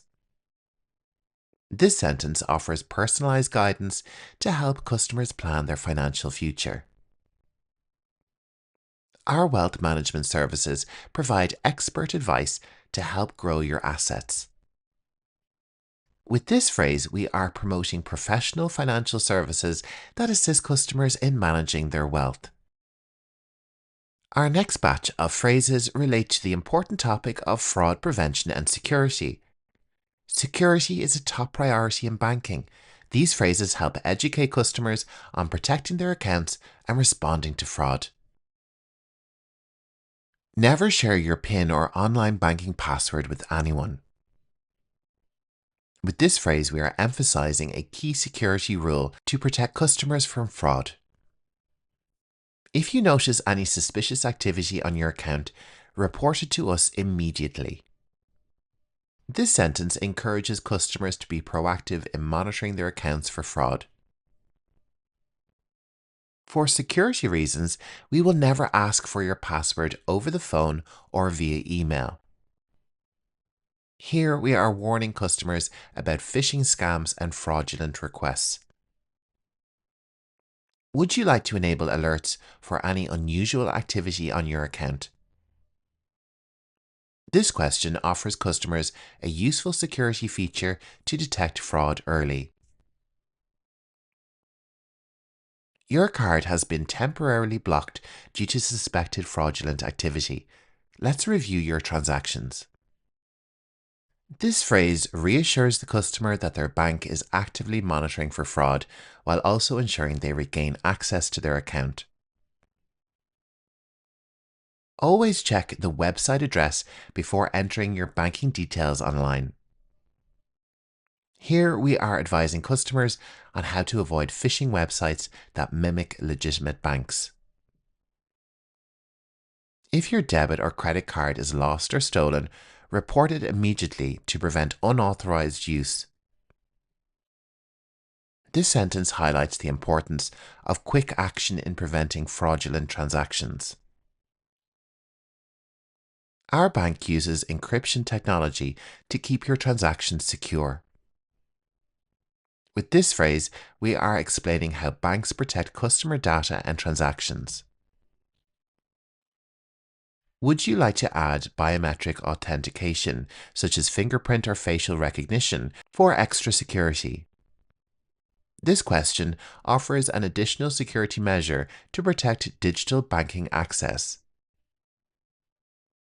If you receive a call asking for personal banking details, hang up and contact us directly. This phrase warns customers about phone scams and encourages them to verify requests with their bank. We are already on our 8th topic. Well done for sticking out through the lesson so far. This topic is international banking and foreign exchange. Customers who travel, send money abroad, or do business internationally need banking services that involve foreign exchange. These phrases help explain those services. Would you like to exchange currency for your upcoming trip? With this question, we are offering foreign exchange services to travelers. Our current exchange rate for US dollars to euro is 1.10. Would you like to proceed with the exchange? This sentence provides the latest exchange rate and confirms the transaction. International wire transfers may take a few business days to process. Here we are setting expectations for customers transferring money abroad. Would you like to set up a multi-currency account for your international transactions? This phrase introduces a banking solution for customers who deal with multiple currencies. Foreign transaction fees apply when using your card abroad. Would you like to review our fee structure? With this sentence, we are informing customers about potential costs for international card usage. This account offers fee-free international ATM withdrawals. Here we are highlighting a benefit for frequent travelers or those working abroad. To send money overseas, we need the recipient's bank details and SWIFT or BIC code. This phrase explains the required information for an international money transfer. Would you like to lock in today's exchange rate for a future transfer? This question offers a financial strategy to protect customers from exchange rate fluctuations. Some international transfers require additional verification for security purposes. With this phrase, we are explaining why certain transactions may take longer or require extra steps. If you receive foreign currency payments, we can help you set up an account that minimizes conversion fees. This sentence provides a banking solution for customers who regularly deal with foreign income. Our second last topic for this lesson is business banking and corporate accounts. Companies rely on banks for financial services. These phrases help assist business clients with their banking needs. Are you looking for a business checking account or a merchant services account? With this question, we are identifying the type of business account the client needs. We offer business loans and credit lines to help with cash flow management. This phrase introduces financing options for business clients. Would you like to set up payroll services to automate employee payments? Here we are offering a solution for handling employee salaries efficiently. Your business account includes access to invoicing and payment processing tools. This sentence highlights value-added services for business banking clients. To open a business account, we need your company's registration details and tax identification number. With this phrase, we are informing clients about the documentation required. Would you like to schedule a financial consultation to discuss your company's banking needs? This question offers expert guidance tailored to business clients. This account offers higher transaction limits for business owners handling large volumes of payments. Here, we are explaining a key benefit of business banking. We offer merchant services to help you accept credit and debit card payments from customers. This phrase introduces a solution for businesses that process customer payments. You can integrate your business account with accounting software for easy financial tracking. This sentence highlights a feature that simplifies business financial management. Would you like to apply for a business credit card with rewards on company expenses? With this phrase, we are promoting a useful financial tool for business clients. And now it's on to our final and 10th topic, general banking phrases for everyday use.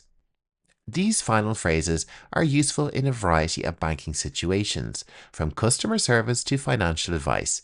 They help ensure smooth and professional communication. Let me know if you need any further assistance. With this phrase, we are inviting the customer to ask additional questions, ensuring they feel supported. I'll process that request for you right away. This sentence reassures their customer that their transaction or inquiry is being handled promptly. Your account balance as of today is $3,450. Here we are providing a customer with their current account balance in a clear and professional manner. To ensure accuracy, let's review the details of your request. This phrase emphasizes the importance of verifying information before completing a transaction. I'm happy to explain any fees or charges you see on your account statement. With this sentence, we are encouraging transparency and helping customers understand their transactions. Your security is our top priority. Please let us know if you notice anything unusual. This phrase reinforces the bank's commitment to fraud prevention and customer protection. Would you like me to walk you through the steps to complete this transaction? Here we are offering guidance to customers who may be unfamiliar with the banking process. I appreciate your patience while I finalize this for you. This sentence acknowledges the customer's time and reassures them that their request is being completed. Our goal is to provide excellent service. Please let us know how we can assist you better. With this phrase, we are demonstrating a commitment to customer satisfaction and continuous improvement. Thank you for banking with us. Have a great day. This phrase closes the conversation on a friendly and professional note, leaving the customer with a positive impression. Well done. You've done great work today and now have 100 essential banking phrases to use in your workplace. Keep practicing these phrases and soon they'll feel natural in your conversations with clients and colleagues. I've also created a complete masterclass bundle containing all 11 guides featured in this video. You can get the bundle from my YouTube store or access it as a student member through the membership tab. Each guide will contain content from each lesson and will really expand your knowledge in each topic.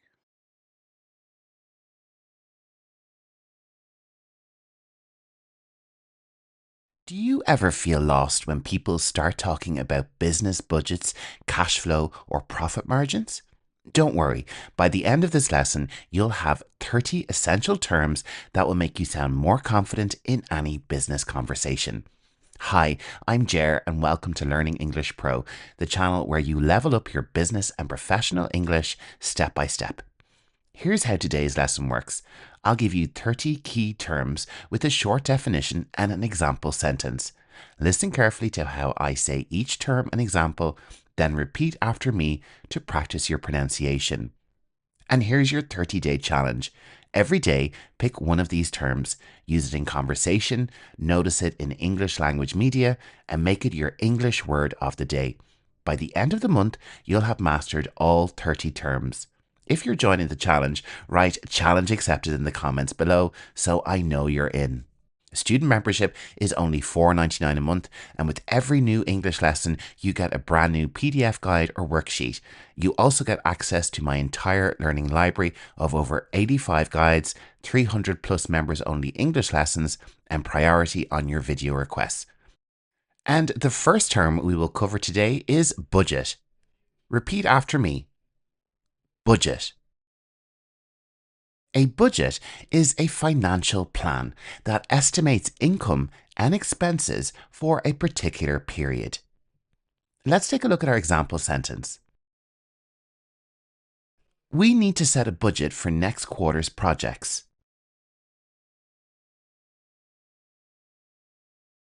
Let's move on to our second term, cash flow, cash flow. Cash flow is the movement of money in and out of a business. Let's take a look at our example. Our cash flow is strong this month thanks to early payments. Next up, revenue. Revenue. Revenue is the total income a business receives from its sales. Last year's revenue exceeded expectations. Let's move on to profit. Repeat after me. Profit. Profit is the money left after deducting all expenses from revenue. The company reported a 10% profit margin.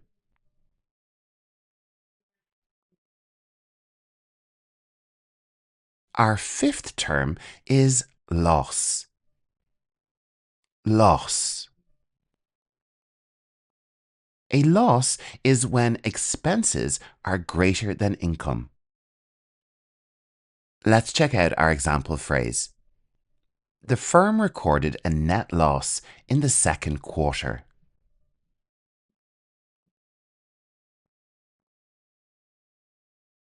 Our next term is expense. Expense.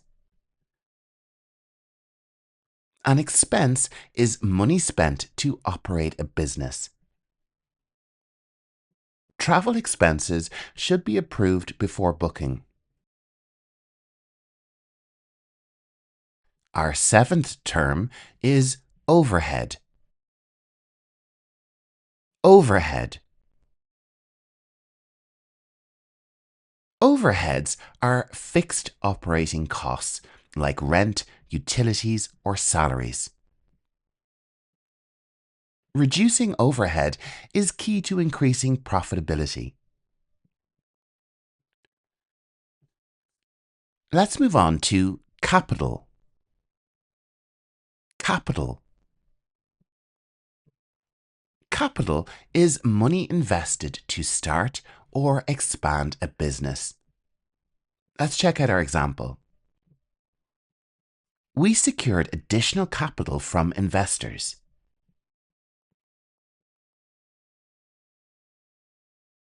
Term number 9. Asset. Asset. An asset is something valuable owned by a company, like cash or equipment. Our example phrase is, property is the company's most valuable asset.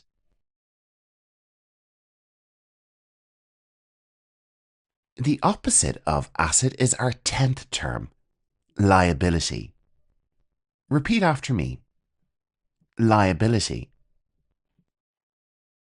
Liability is money owed or obligations to others. The business reduced its liabilities last year. Let's move on to term number 11, equity. Repeat after me. Equity. Equity is ownership interest in a company after debts are subtracted. She owns 40% equity in the business. Let's move on. Forecast. Forecast. A forecast is a prediction of future financial performance. Our sales forecast looks positive for the holidays.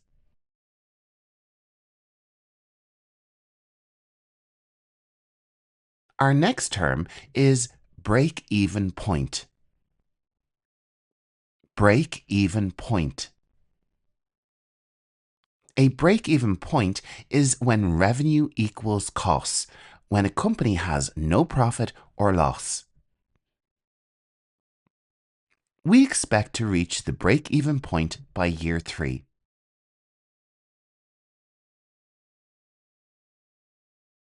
Our next term is margin. Margin. A margin is the difference between cost and selling price. Let's check out our example. We maintain a 25% profit margin on electronics. And we're halfway through our list. We're at term number 15. Liquidity. Repeat after me. Liquidity. Liquidity is the ability to quickly convert assets into cash. The company maintains liquidity to cover short-term debts.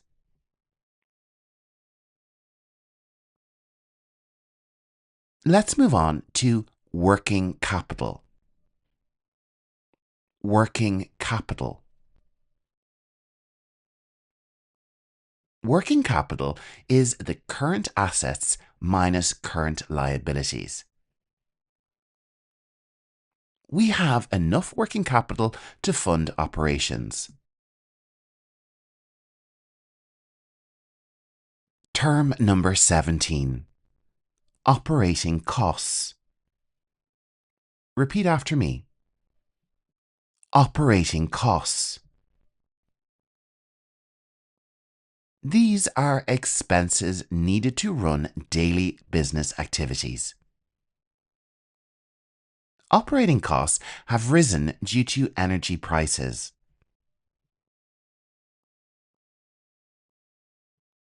Our next term is net income. Net income. Net income is profit after all expenses and taxes. Let's check out our example. Net income rose by 12% this quarter. And we also have gross income. Gross income. And this is revenue before deductions or expenses. Gross income does not account for rent or salaries. Term number 20. Depreciation. Repeat after me. Depreciation. Depreciation is the decrease in value of an asset over time. Let's check out our example. Depreciation of vehicles must be included in costs. Well done. We're 2/3 of the way through our list. You are doing so well. If you're enjoying this lesson, don't forget to subscribe and maybe share it with a colleague. It's great to practice and learn together. Term number 21. Fixed costs. Fixed costs. These are expenses that stay the same regardless of sales. Let's check out our example. Rent is one of our largest fixed costs.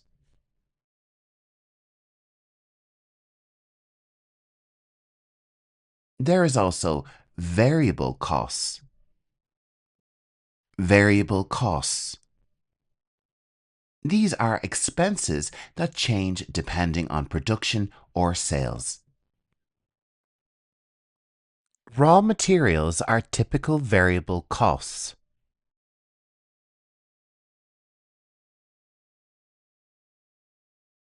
Next up, we have overdraft. Overdraft. An overdraft is permission to withdraw more money than is in an account. Let's check out our sentence. We negotiated a higher overdraft limit with the bank. Next up, we have cash reserve. Cash reserve. This is money set aside for emergencies or future needs. We always keep a cash reserve for unexpected expenses. Let's move on to invoice. Invoice. An invoice is a document requesting payment for goods or services. Please send the invoice by the end of the week.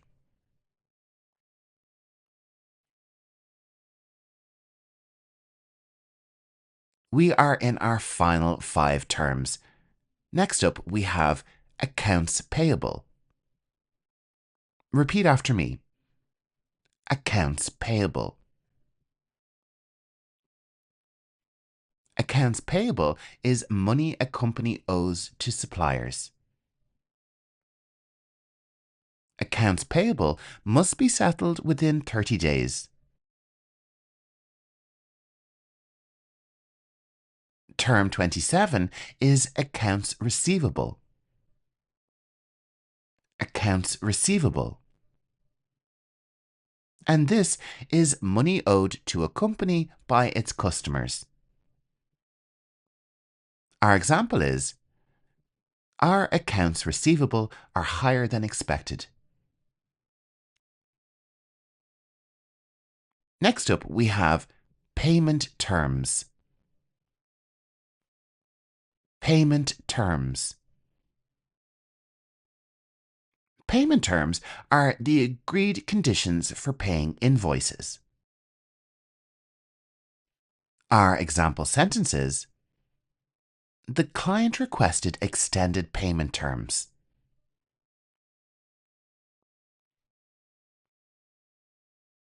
Now we're down to our final 2 terms. Next up, we have return on investment. Return on investment. And this is commonly abbreviated to ROI.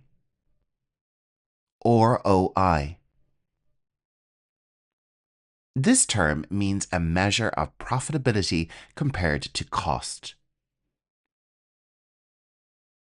The marketing campaign delivered a 200% ROI. And can you believe it? It's our last term, term number 30. Diversification. Diversification.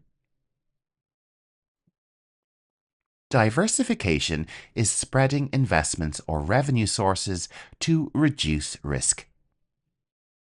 Our final example phrase is, diversification protects the business from market changes. Great work today. You've now learned 30 essential budgeting and cash flow terms that will help you understand business English with much more clarity and confidence. I've also created a complete masterclass bundle containing all 11 guides featured in this video.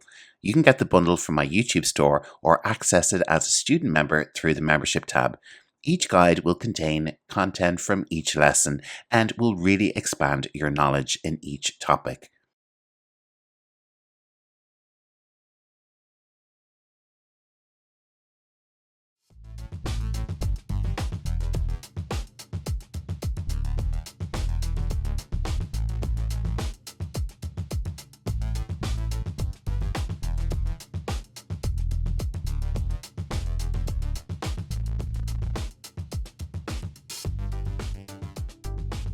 Do you work in marketing, business, or social media?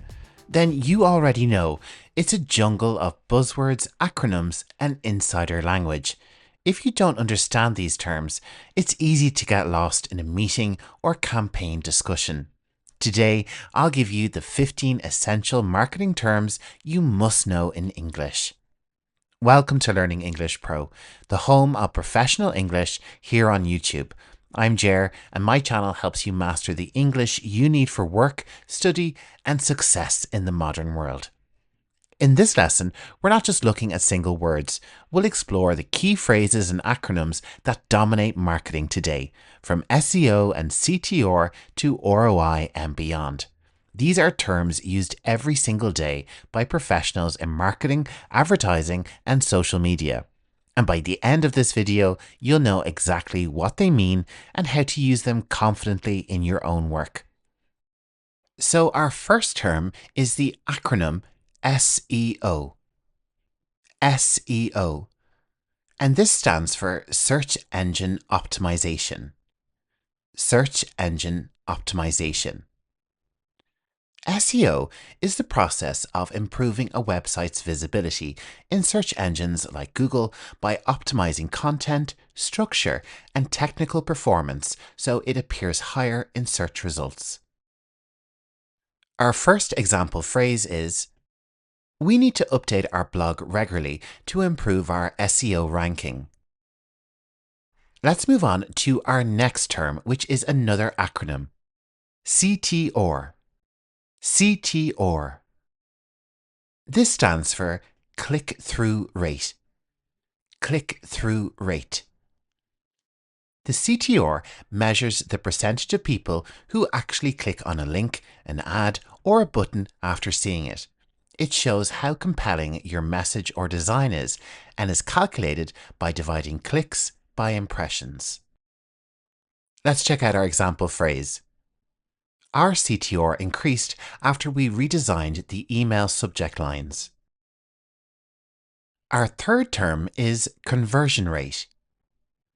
Conversion rate.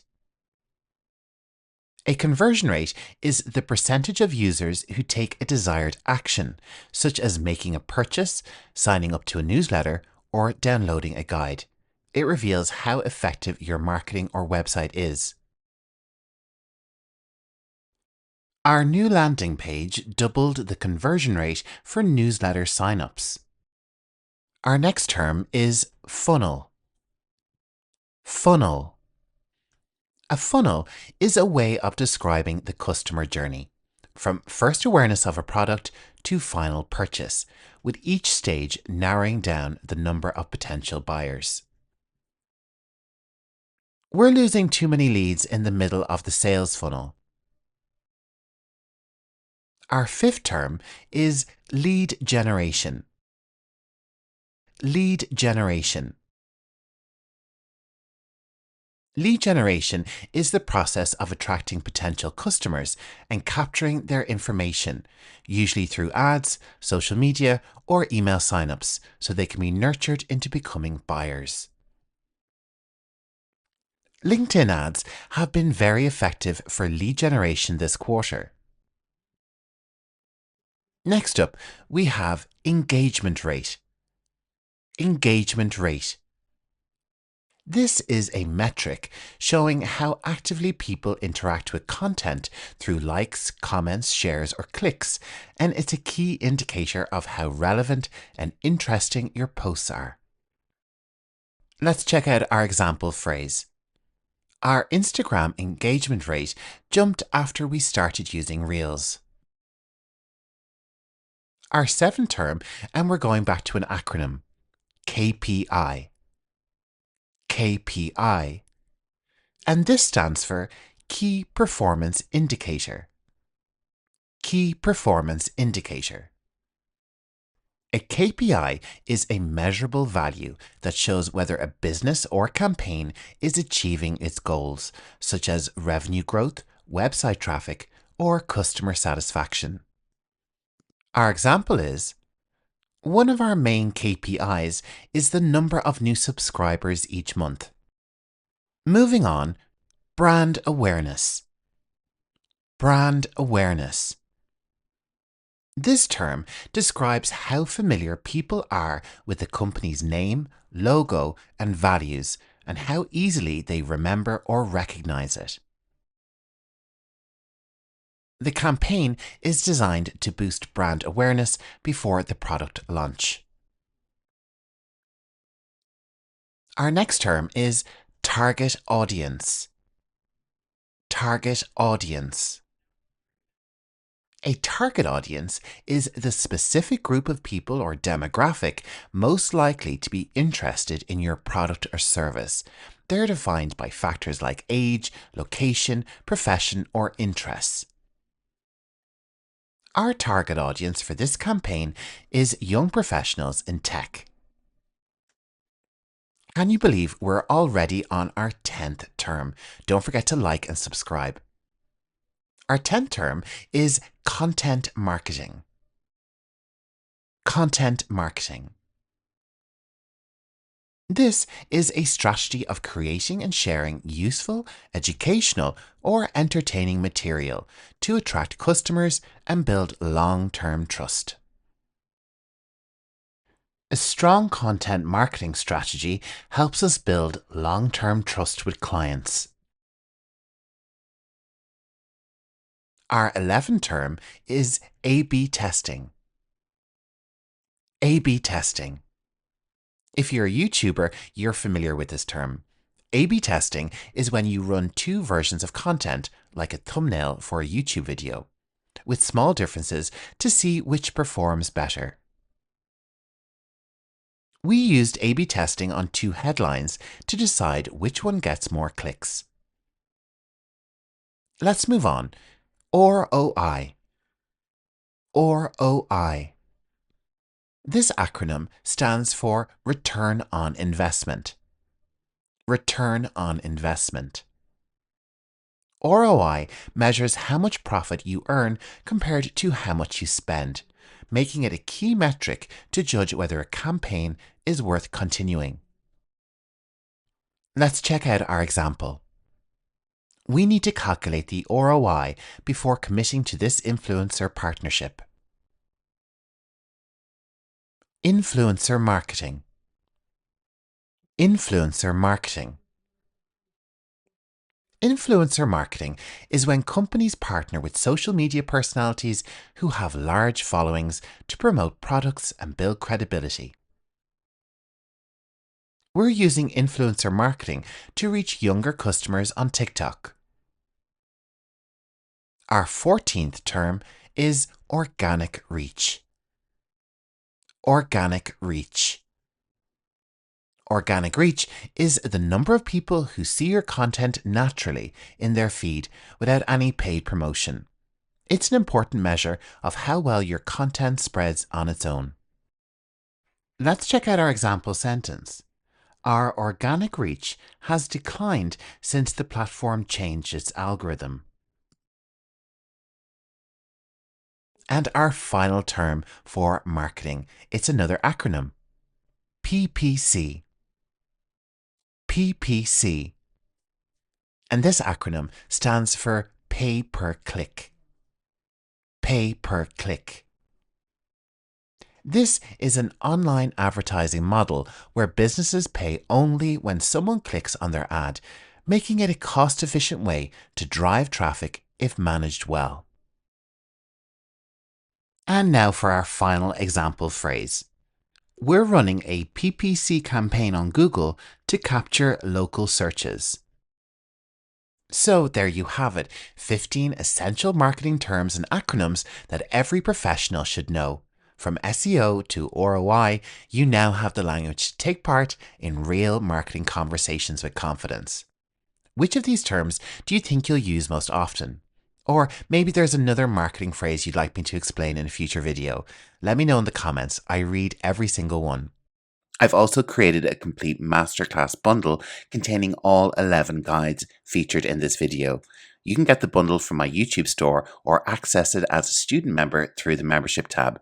Each guide will contain content from each lesson and will really expand your knowledge in each topic.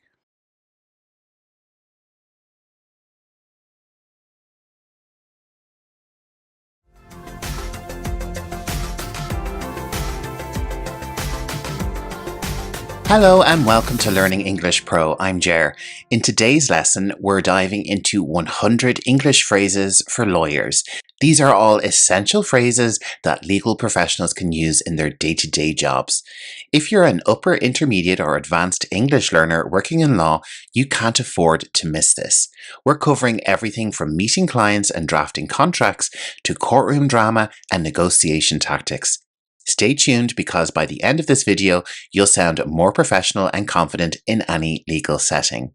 Before we jump in, make sure to subscribe to my channel and hit the like button if you find this lesson helpful. Feel free to comment with your questions or examples. I read everything and I'll reply. Also, consider joining my student membership to get perks like a downloadable PDF guide that comes with this lesson. You'll also get early access to new videos and much, much more. Now let's get started on our first topic. In this first set of phrases, we'll look at how lawyers communicate during initial consultations and client meetings. These phrases help build trust and clarify the attorney-client relationship from day one. All the phrases contained in this lesson are in the guide, and each phrase in the guide comes along with a language note to give you a lot more comprehension around each phrase. Okay, let's get started. Everything we discuss is protected by attorney-client privilege. Everything we discuss is protected by attorney-client privilege.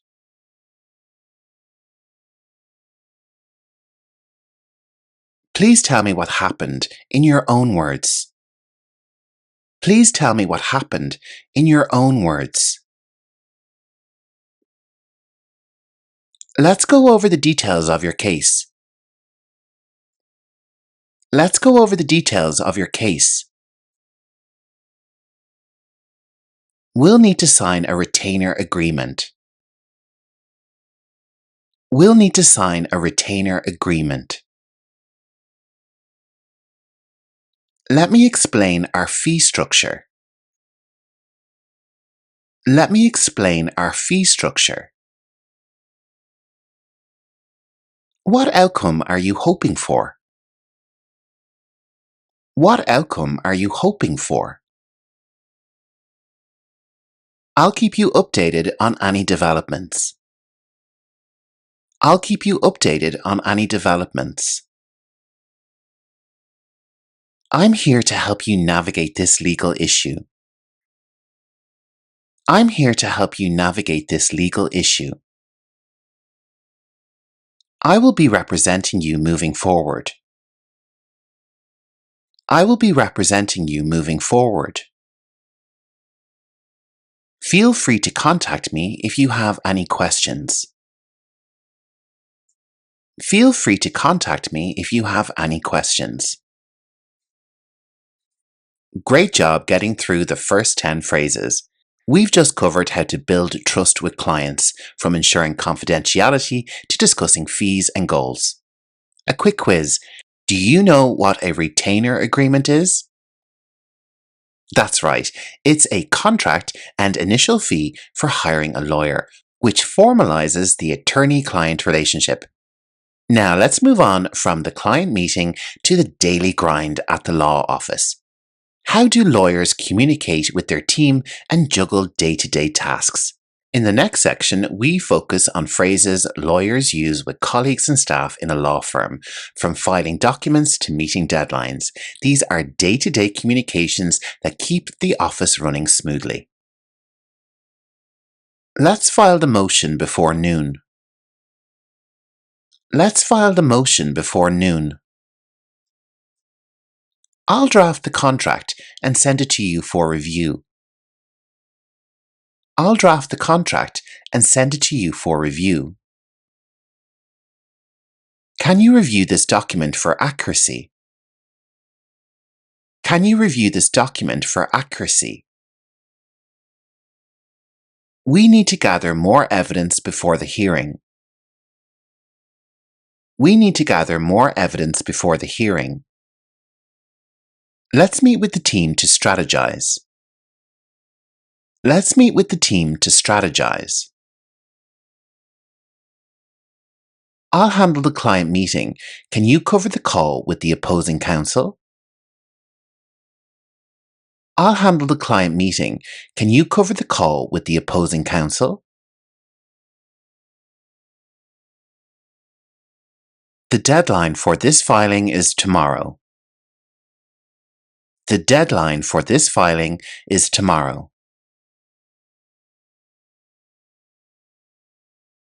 Let's schedule a meeting with the client for an update. Let's schedule a meeting with the client for an update. I'll take the lead on drafting the brief. I'll take the lead on drafting the brief. We need to prepare for the deposition next week. We need to prepare for the deposition next week. Fantastic! In that last section, we saw how lawyers collaborate in the office, discussing drafts, meeting deadlines, and dividing tasks. Okay, a quick quiz. What does opposing counsel mean? Do you know? The answer is, it's the lawyer representing the other side of the case. What's been your favorite phrase so far, and which one do you think you'll use first? Let me know in the comments. I'd love to hear from you. Up next, we're moving into planning and analysis. How do lawyers talk about building a case and analyzing the law? This section covers phrases used when lawyers discuss legal strategy, analyze the strengths and weaknesses of a case, and conduct legal research. These are the kind of things lawyers say to each other when planning how to win a case. Do we have grounds to sue? Do we have grounds to sue? What's the precedent for this issue? What's the precedent for this issue? We need to identify any weaknesses in our case. We need to identify any weaknesses in our case. Our argument hinges on this evidence. Our argument hinges on this evidence. The burden of proof is on the plaintiff. The burden of proof is on the plaintiff. This evidence is not admissible in court. This evidence is not admissible in court. Is the witness credible? Is the witness credible? We have a strong case. We have a strong case. Let's anticipate the opposing counsel's arguments. Let's anticipate the opposing counsel's arguments. We may need to revise our strategy. We may need to revise our strategy. You're doing great. We've just tackled legal analysis, asking if we have grounds to sue, checking precedents, and even deciding if a witness is credible. Here's a quick quiz. If something hinges on a piece of evidence, what does that mean? It means that the argument depends on that evidence. Well done if you got that right. By the way, if you're enjoying this lesson, consider joining my student membership. Members get some awesome perks. You'll unlock 200 plus professional English lessons, get early access to all my new videos, and even have the chance to send priority requests for lesson topics you want to see. Plus, you'll get every lesson PDF that I've ever published, including the one for this lesson, which is super handy for review. Now, every good legal strategy needs solid documentation. Are you ready to shift gears to paperwork? In the next topic, we're exploring how lawyers talk about drafting documents and contracts and some formal language used in writing and correspondence. I'll prepare the first draft of the contract. I'll prepare the first draft of the contract. This clause is legally binding. This clause is legally binding. We need to revise the agreement to include this point. We need to revise the agreement to include this point. Please find attached the draft agreement for your review. Please find attached the draft agreement for your review. Please make sure to read the fine print. Please make sure to read the fine print. We should include an indemnification clause. We should include an indemnification clause. The agreement is subject to approval by the board. The agreement is subject to approval by the board. Pursuant to the contract, each party must maintain confidentiality. Pursuant to the contract, each party must maintain confidentiality.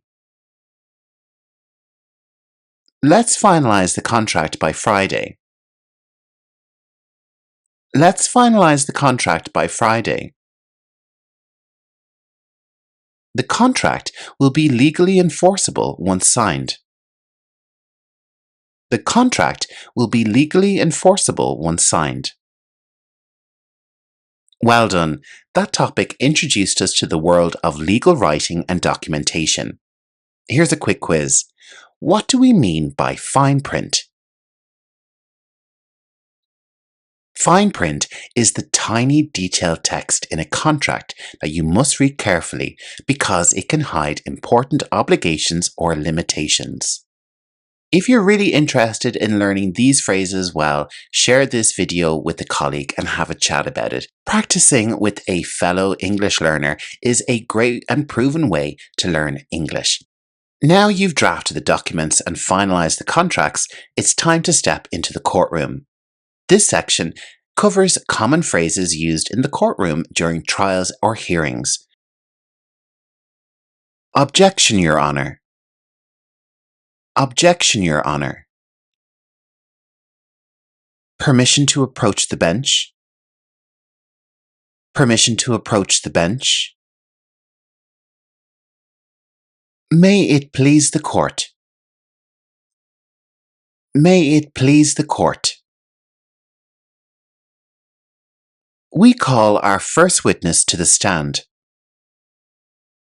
We call our first witness to the stand. Please state your name for the record. Please state your name for the record. Let me rephrase the question. Let me rephrase the question. No further questions, Your Honor. No further questions, Your Honor. I move to dismiss the case. I move to dismiss the case. We rest our case. We rest our case. Your Honor, I'd like to request a brief recess. Your Honor, I'd like to request a brief recess. That was intense. Welcome to the courtroom. We've just learned some powerful courtroom phrases, from raising an objection to calling witnesses and resting our case. Now, not every legal matter ends up in court. Often lawyers work out deals or settlements outside of the court. Are you ready for some negotiation? In our next topic, we'll explore phrases used in negotiations and settlements, where finding common ground is key. We are prepared to make a counter-offer. We are prepared to make a counter-offer. Let's try to reach a settlement out of court. Let's try to reach a settlement out of court. We're willing to compromise on some terms. We're willing to compromise on some terms. Let's find some common ground. Let's find some common ground. This could be a win-win situation. This could be a win-win situation. Our client cannot accept these conditions. Our client cannot accept these conditions. We need to negotiate the terms of the agreement. We need to negotiate the terms of the agreement. How about we meet halfway on this issue? How about we meet halfway on this issue? If we can't agree, we'll have to litigate. If we can't agree, we'll have to litigate. Let's draft a settlement agreement. Let's draft a settlement agreement.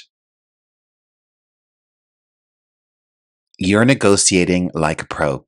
In that last topic, we learned how to propose a counteroffer, suggest a win-win solution, and even how to politely say a deal is not acceptable. Now, a quick quiz. What does the term litigate mean? Did you figure it out?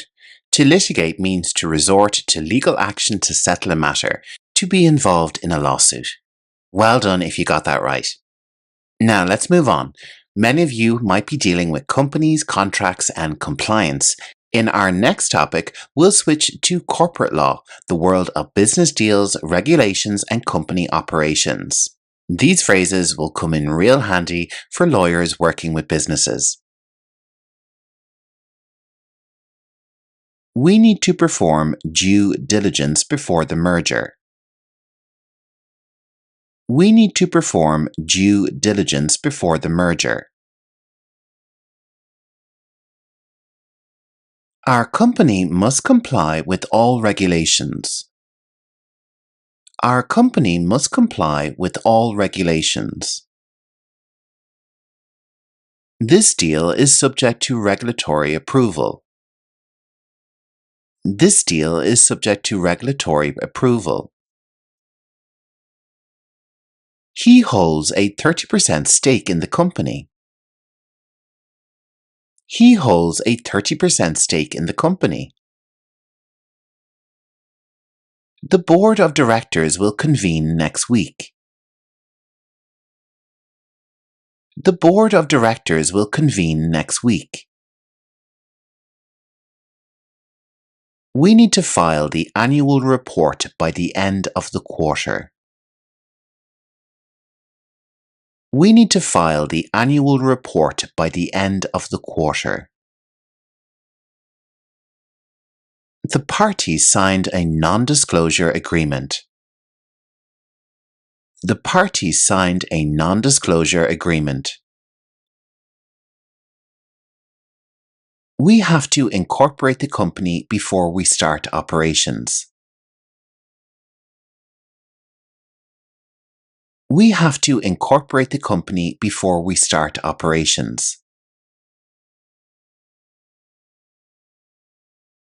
Our firm bills by the hour. Our firm bills by the hour. The merger is scheduled to close next month. The merger is scheduled to close next month. Awesome work navigating the corporate law lingo. Here's a quick test. What does comply with regulations mean? Correct. It means to follow all the rules and laws set by authorities. Now let's shift gears from boardrooms to courtrooms, specifically criminal courtrooms. Topic 8 is all about criminal law, crime and punishment phrases. Whether you're a defense attorney or just love crime dramas, these are key terms in the US criminal justice system. The suspect was read his Miranda rights. The suspect was read his Miranda rights. He decided to plead guilty to a lesser charge. He decided to plead guilty to a lesser charge. The case was dismissed for lack of evidence. The case was dismissed for lack of evidence. The defendant was charged with fraud. The defendant was charged with fraud. The prosecutor offered a plea bargain. The prosecutor offered a plea bargain. The jury returned a guilty verdict. The jury returned a guilty verdict. He was released on bail. He was released on bail. The victim decided not to press charges. The victim decided not to press charges. He filed an appeal against the conviction. He filed an appeal against the conviction. The case must be proven beyond a reasonable doubt. The case must be proven beyond a reasonable doubt. That's really great. You've just got a handle on criminal law basics. We've covered everything from Miranda rights to plea bargains and what happens when a jury returns a verdict. Let's have another quick quiz. What does released on bail mean? The answer is, it means the defendant pays money as guarantee and stays free before trial instead of being in jail. Let's move on. Now, not every legal phrase fits neatly into a single category. Some are general legal jargon or idiomatic expressions that lawyers throw around in any context. So in topic 9, we'll explore these terms and phrases, from Latin terms to fundamental principles that every lawyer should know. The statute of limitations has expired. The statute of limitations has expired. That would be a breach of contract. That would be a breach of contract. The court lacks jurisdiction in this matter. The court lacks jurisdiction in this matter. It's just hearsay at this point. It's just hearsay at this point. Our firm does pro bono work for non-profits. Our firm does pro bono work for non-profits. We cannot take this case due to a conflict of interest. We cannot take this case due to a conflict of interest. We have a prima facie case for negligence. We have a prima facie case for negligence. The jury is still out on this issue. The jury is still out on this issue. It's an open and shut case. It's an open and shut case. The company should be held liable for damages. The company should be held liable for damages. Well done, you've just mastered some really heavy legal jargon. Nicely done. We've talked about concepts that span all areas of law, statutes of limitations, breaches of contract, jurisdiction, and even sprinkled in some Latin. Here's a question. If I say the statute of limitations has expired, can we still file a lawsuit? And the answer is no. It means the deadline to sue has passed, so the claim is time-barred. And guys, that's 90 phrases you've learned so far, and we are just at the end, our very last topic, where we'll focus on advising the client, counsel and guidance. These are phrases that lawyers use when giving advice, managing client expectations, and wrapping up a case. Let's finish strong with the last 10 phrases. I advise you to accept the settlement. I advise you to accept the settlement. Let's try mediation before going to court. Let's try mediation before going to court. There are no guarantees in court. There are no guarantees in court. I want to manage your expectations. I want to manage your expectations. There's always a risk we could lose at trial. There's always a risk we could lose at trial. We achieved a favorable outcome in your case. We achieved a favorable outcome in your case. Please refrain from discussing the case with anyone. Please refrain from discussing the case with anyone. As your attorney, I will handle all communications with the other side. As your attorney, I will handle all communications with the other side. You should consider all your options before making a decision. You should consider all your options before making a decision. We need to prepare you for your testimony. We need to prepare you for your testimony.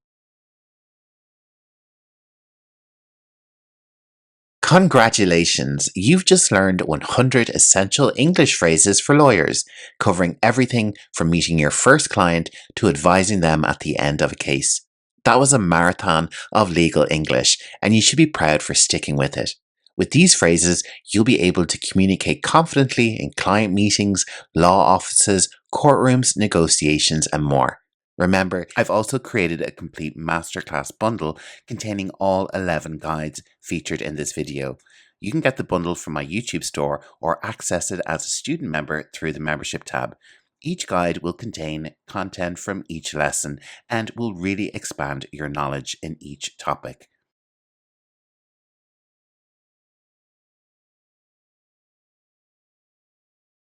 If you work in law, interpreting, or plan to take the OET legal exam, then today's lesson is for you.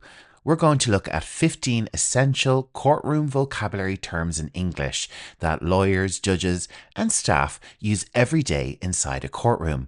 I'll give you clear definitions, example sentences, and you'll practice perfect pronunciation, so you'll know exactly how and when to say these terms in a professional context. Hello and welcome to Learning English Pro. I'm Jer, and here we focus on English you really need for your professional life. This lesson is especially helpful for lawyers, law students, interpreters, and anyone working in English-speaking legal systems. Make sure to like this video and subscribe for more legal English lessons. And first up, we have plaintiff. Repeat after me. Plaintiff. A plaintiff is the person or party who starts a legal case in civil court. Let's look at our example sentence. The plaintiff is seeking damages for breach of contract. Let's move on to our second term, defendant. Defendant. The defendant is the person or party accused or sued in court. The defendant pleaded not guilty to the charges. Next up, our term is judge. Judge. Let's check out our definition. The judge is the official who leads the courtroom. They ensure procedures follow the law and sometimes decide the outcomes. Let's check out our example sentence. The judge will now give the jury instructions. Our fourth term is jury. Repeat after me. Jury. The jury is a group of citizens selected to decide the facts of a case and deliver a verdict. The jury found the defendant guilty. Let's move on to bailiff. Bailiff. A bailiff is a court officer responsible for maintaining order and assisting the judge. Let's check out our example sentence. The bailiff asked everyone to rise as the judge entered. Another person you may encounter in a courtroom is a witness. Repeat after me. Witness. A witness is a person who gives evidence in court under oath. The witness testified about what they saw on the night. Moving on, we also have testimony. Testimony. A testimony is the formal statement or evidence given by a witness under oath. Let's check out our example sentence. Her testimony supported the plaintiff's version of events. Let's move on to our eighth term, evidence. Repeat after me. Evidence. So, evidence includes documents, objects, or testimony presented to prove or disprove a fact in court. Let's check out our example. The lawyer introduced new evidence in the trial. A word you may commonly hear in a court case is objection.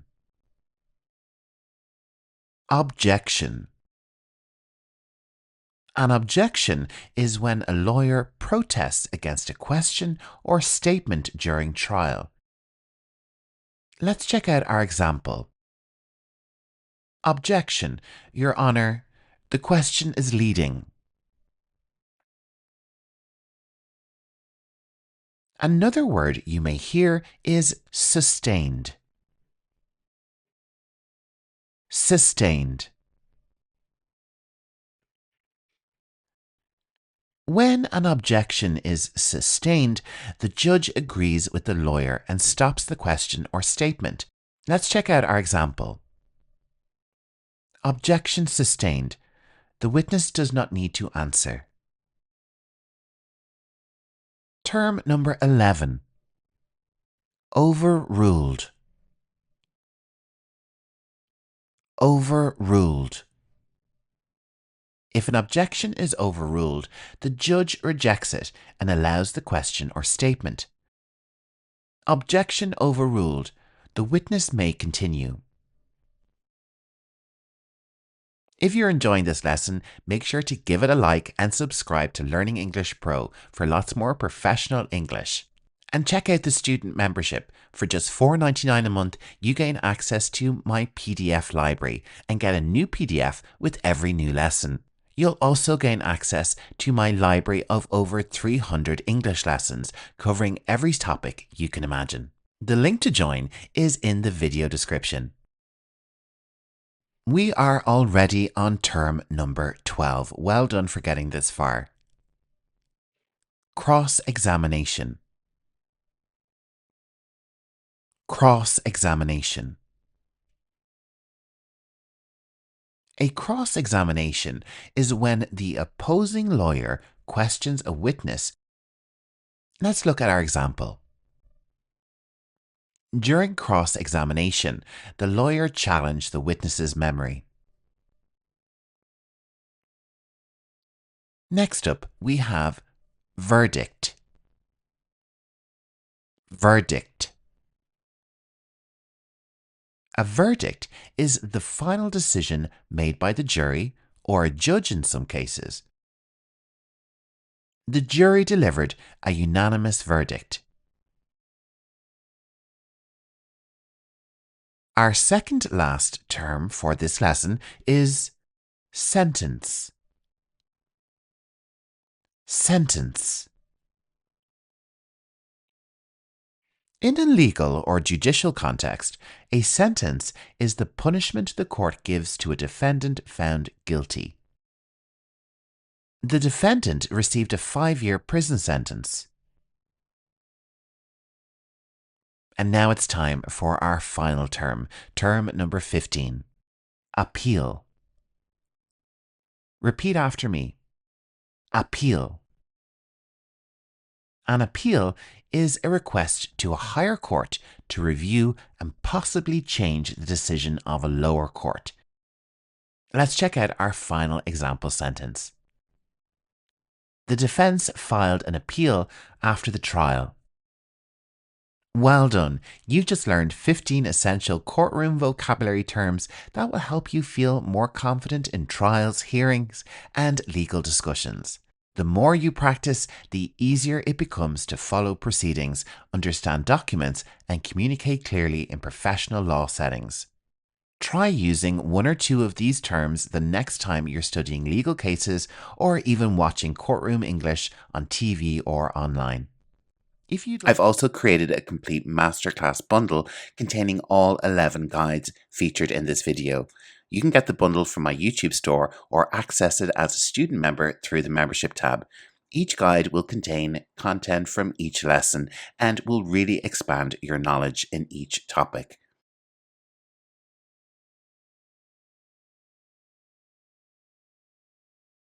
If you've ever thought about working in policing or security, or maybe you've watched a police drama or a crime documentary, you've probably heard phrases that sound serious, professional, and sometimes a little confusing. Today, you're going to finally understand them. Hi everyone, I'm Jer and welcome back to Learning English Pro, the channel where I help you build real professional English for real life careers. In today's lesson, we're looking at 30 essential police English phrases, the language used in security work, law enforcement, interviews, traffic stops, and emergency situations. Whether you're studying English, preparing for a future role in policing or security, or you simply love police dramas, these phrases will help you understand the tone, the vocabulary, and the meaning behind real police communication. Okay, let's get started. Phrase number 1. Step out of the vehicle, please. This means the officer is asking someone to leave the car for safety or further checks. The word vehicle is the professional term, more formal than car. Using please keeps the command firm but polite. Phrase number 2. Remain where you are. This phrase instructs someone not to move from their current position. Remain is formal, neutral, and often used in police commands.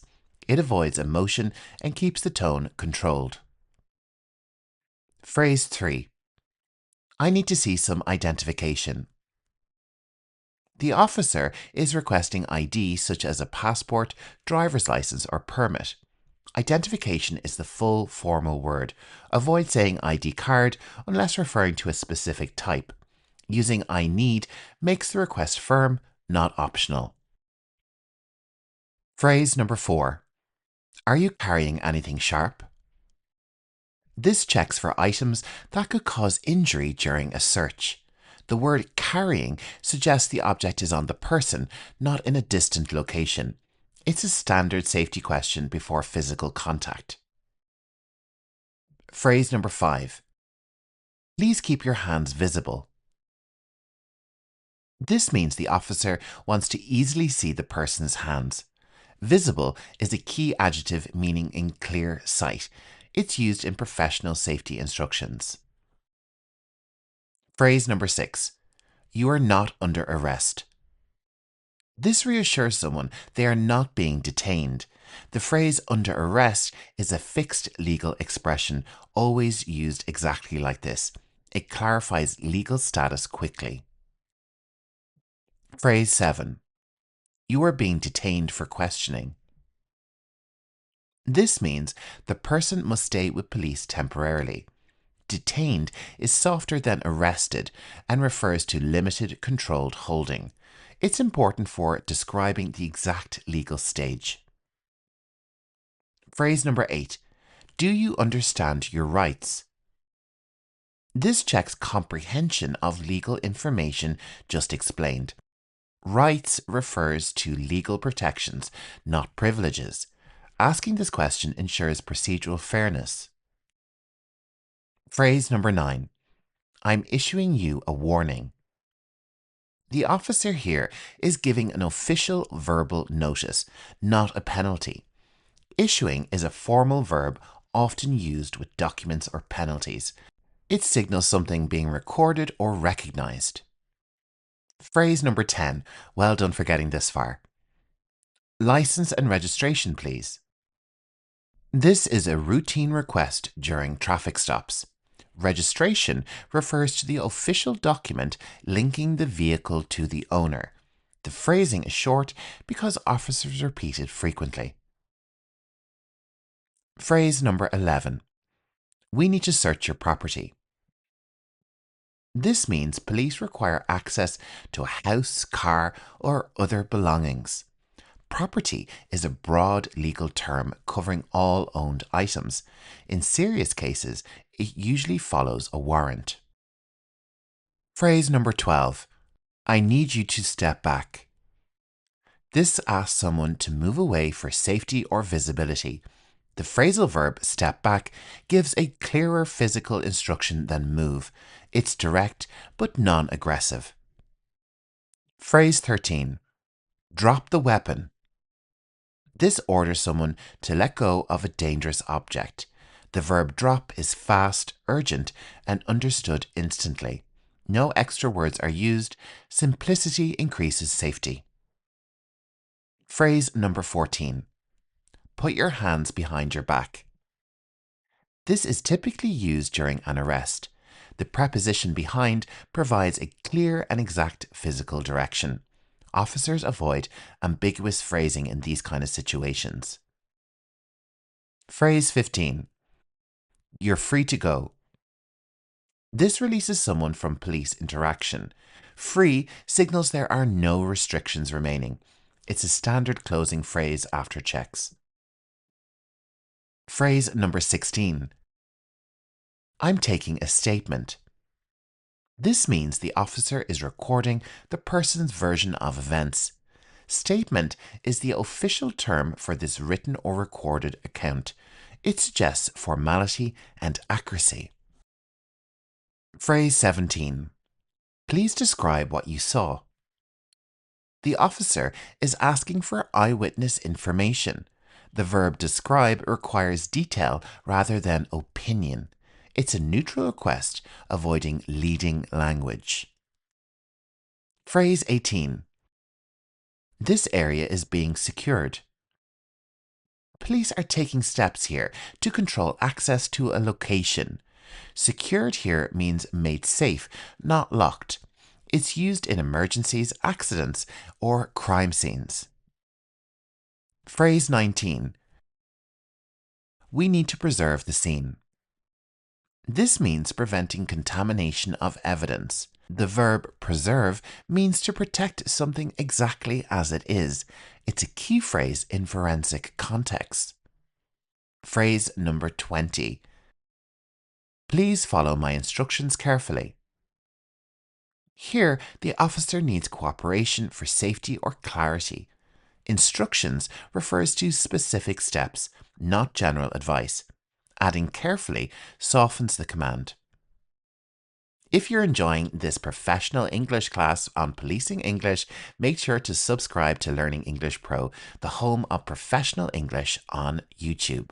And if you have an idea for a lesson, let me know in the comments. I'd love to hear from you. Okay, back to the lesson. Phrase 21. You'll need to file a report.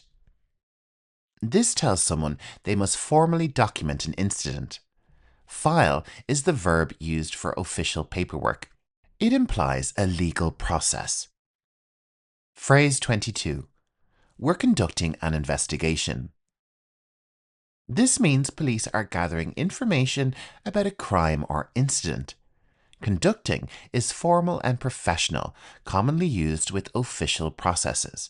It gives a sense of structure. Phrase 23. You match the description.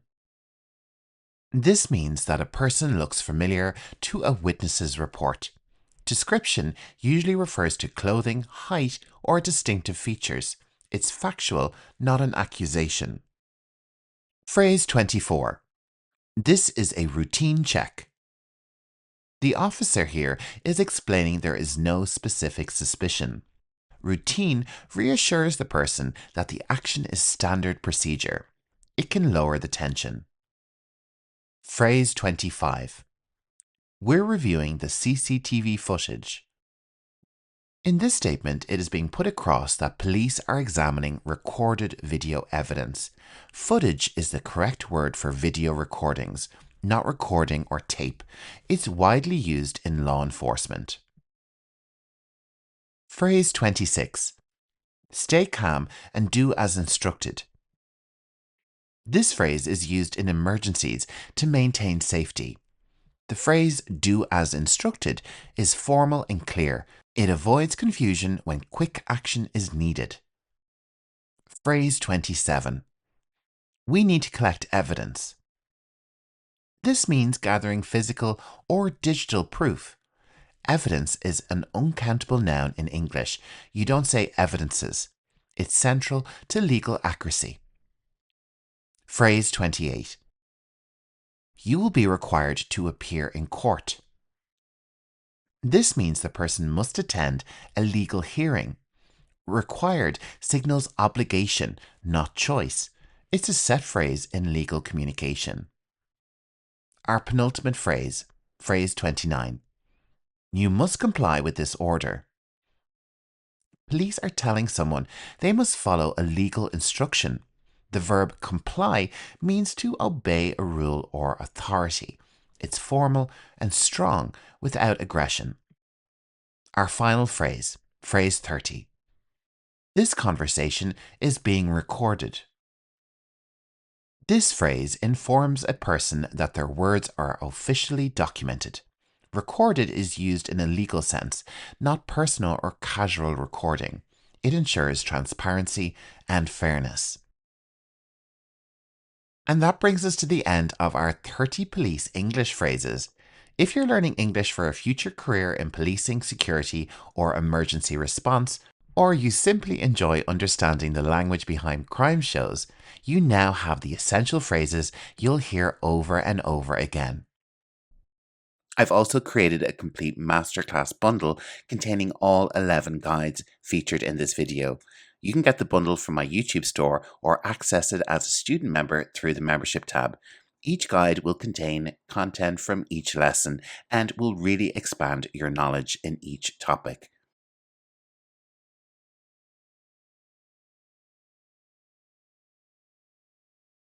Have you ever wondered what the difference is between port and starboard? Or what does a hull or a draft actually mean when people talk about ships?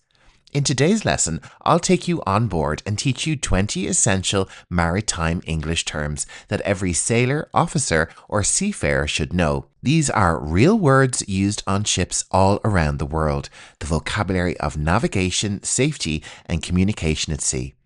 You're very welcome to Learning English Pro, the home of professional English on YouTube. My name is Jer. I'm your English teacher for today, helping you speak clear, confident, and professional English for real-world careers and activities.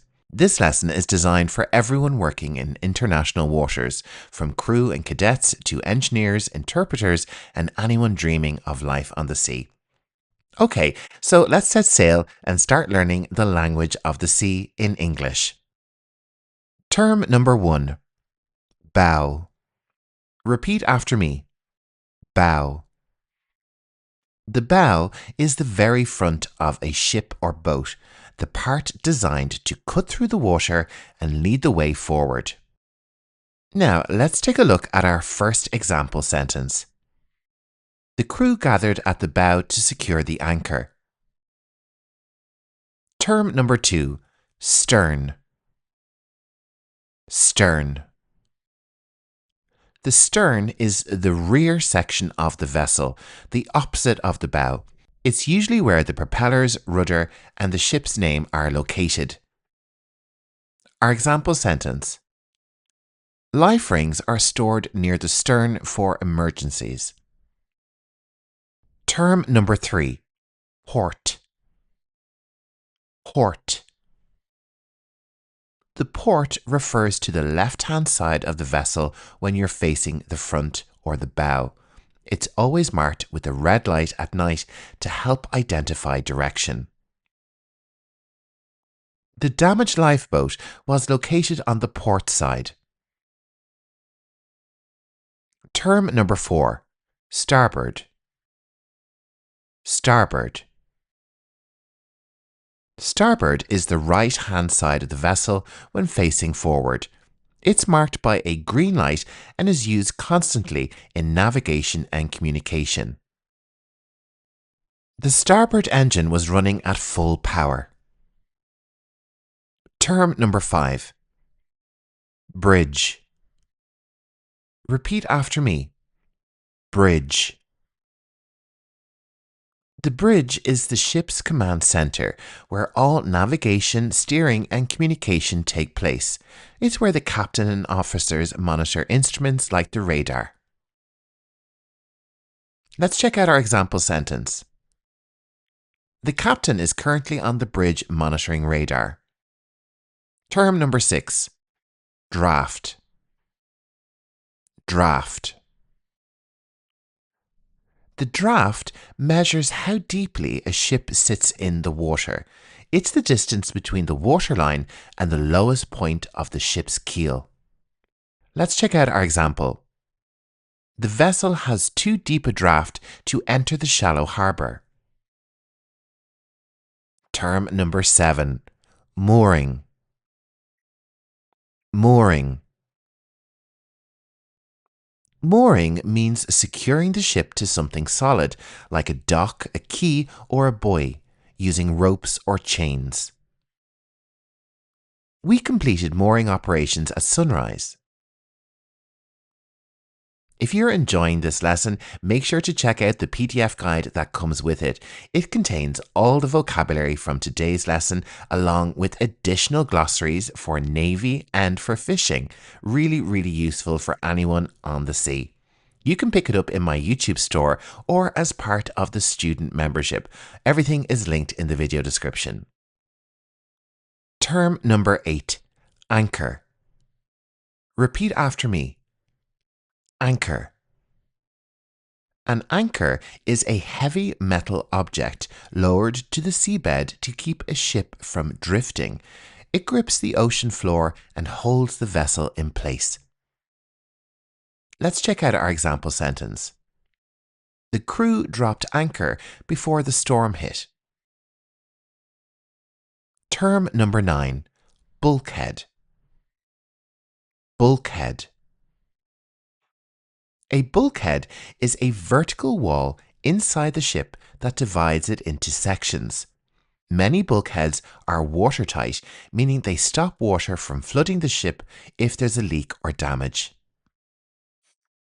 The watertight bulkheads prevent flooding from spreading.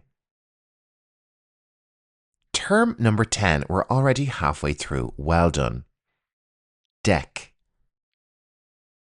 Deck. The deck is a flat horizontal surface, like the floor of the ship. There can be several decks, each with a different purpose. Let's check out our example sentence.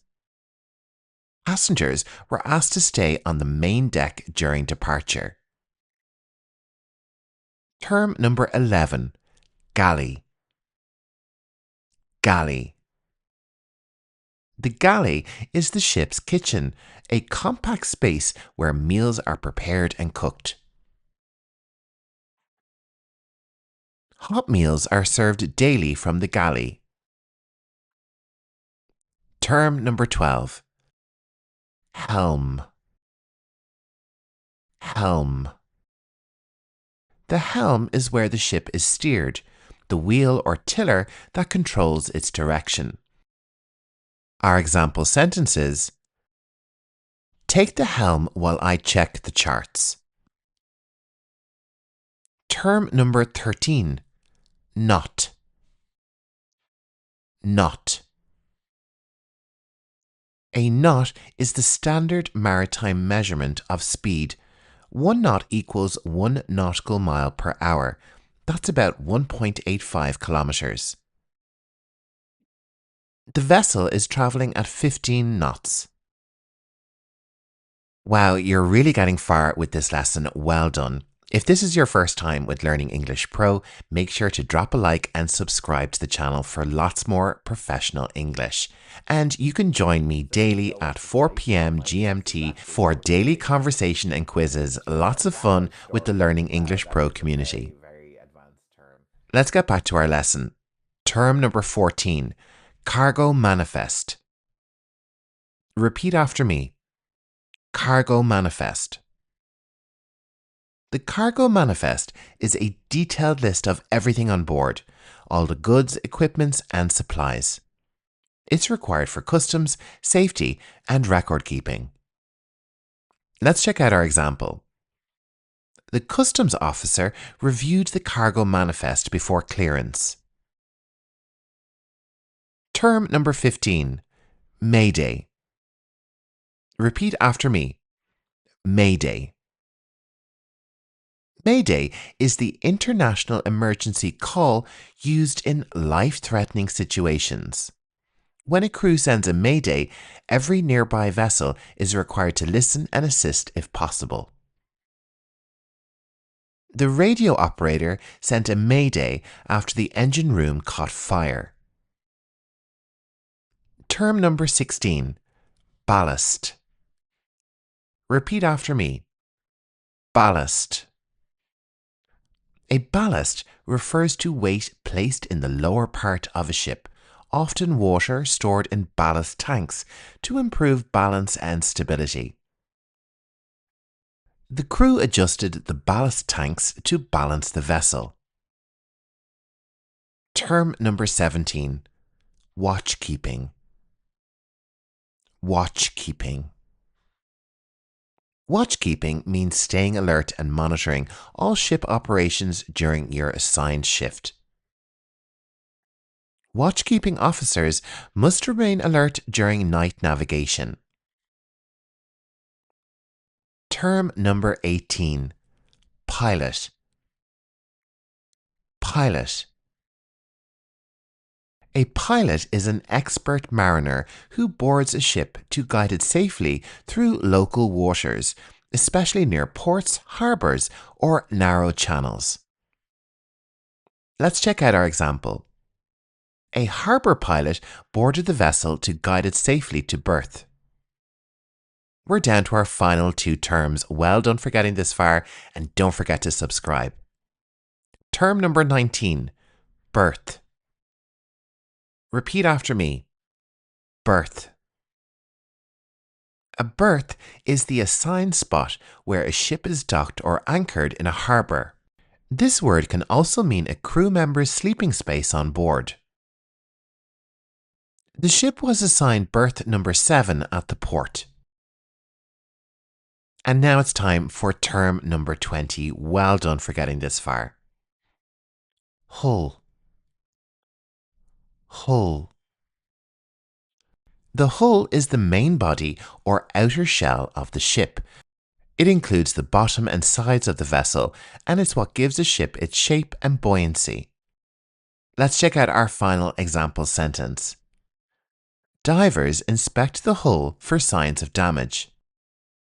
And that's your introduction to maritime English. Well done on getting through all 20 phrases. This is all key vocabulary that keeps ships running safely, efficiently, and professionally across the world. Remember, when you speak with accuracy, you don't just sound fluent, you sound like part of the crew. I've also created a complete masterclass bundle containing all 11 guides featured in this video. You can get the bundle from my YouTube store or access it as a student member through the membership tab. Each guide will contain content from each lesson and will really expand your knowledge in each topic.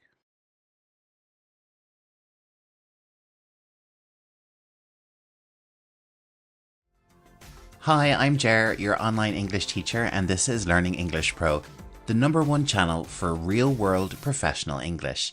Today's lesson is perfect for pilots, trainees, and aviation professionals who want to communicate clearly, confidently, and correctly in English. Whether you're doing your ATPL exams, flying internationally, or working in a multilingual cockpit, these 100 phrases will help you sound fluent and stay safe. I've grouped them into 10 essential categories, and I'll say each phrase twice to help you understand tone and pronunciation. And our first topic is all about pre-flight checks and ground communication. Let's dive right in, and remember you'll hear each phrase twice. Runway in sight. Runway in sight. Cleared for takeoff. Cleared for takeoff. Let's go through the checklist. Let's go through the checklist. Flaps set for takeoff. Flaps set for takeoff. Cabin crew prepare for departure. Cabin crew prepare for departure. We're taxiing to runway 22 now. We're taxiing to runway 22 now. Brakes released. Brakes released. Confirm transponder code. Confirm transponder code. Ground control request pushback. Ground control request pushback. All systems are green. All systems are green. Well done. That last topic will really help you during pre-flight and taxi procedures. Let's have a quick quiz. Which phrase would you use to ask for movement away from the gate? Got it? The correct answer is ground control request pushback. Well done on getting that right. Let's move on to our next topic, where we focus on in-flight communication with air traffic control. Climbing to flight level 350. Climbing to flight level 350. Roger, continuing as filed. Roger, continuing as filed. Request higher altitude due turbulence. Request higher altitude due turbulence. Negative, unable to comply. Negative, unable to comply. Descending to 10,000 feet. Descending to 10,000 feet. Request vector for weather avoidance. Request vector for weather avoidance. We are maintaining present heading. We are maintaining present heading. Say again, last transmission was unreadable. Say again, last transmission was unreadable.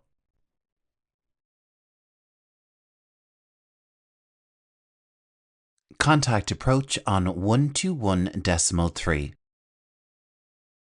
Contact approach on 121.3.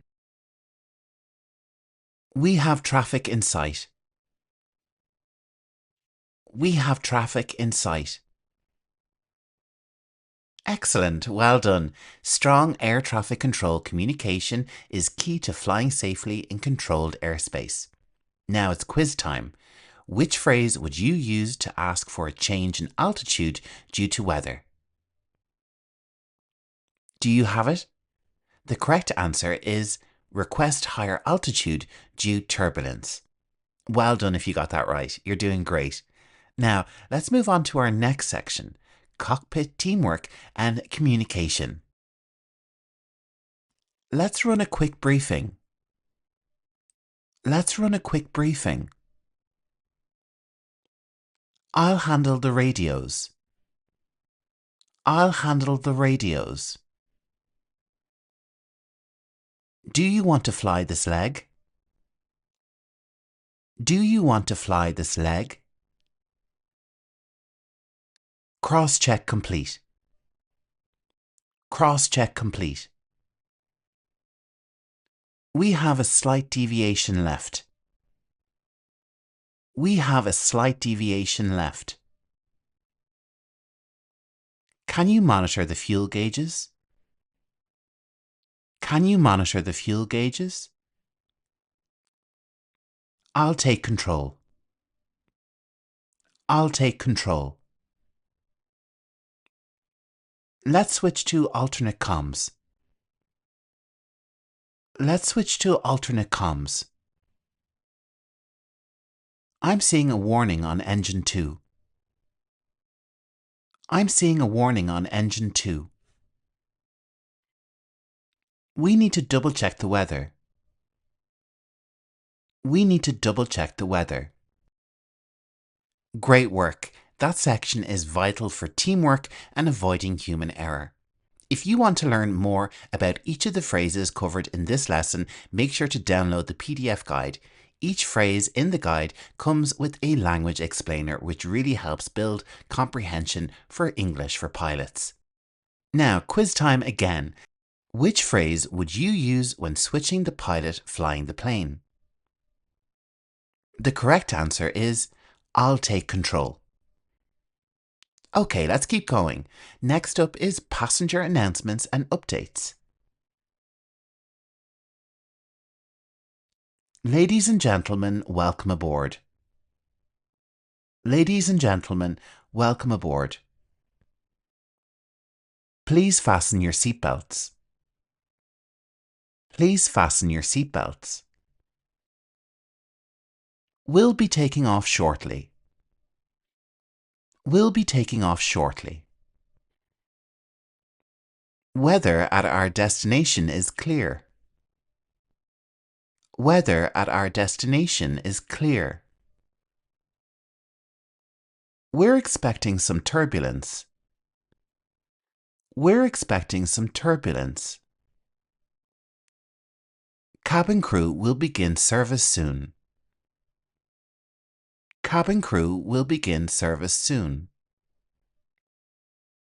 Please remain seated with your seatbelt fastened. Please remain seated with your seatbelt fastened. We've begun our descent into Dublin. We've begun our descent into Dublin. Thank you for flying with us today. Thank you for flying with us today. We'll be on the ground in 10 minutes. We'll be on the ground in 10 minutes. Fantastic. That's already 40 phrases you've learned for aviation English. You're doing really well. If you want to continue learning English like a pro, check out the student membership on my channel. It's only $4.99 a month. You get access to all my PDF guides, 200 English lessons, and lots more additional content to help you on your English journey. Now it's quiz time once again.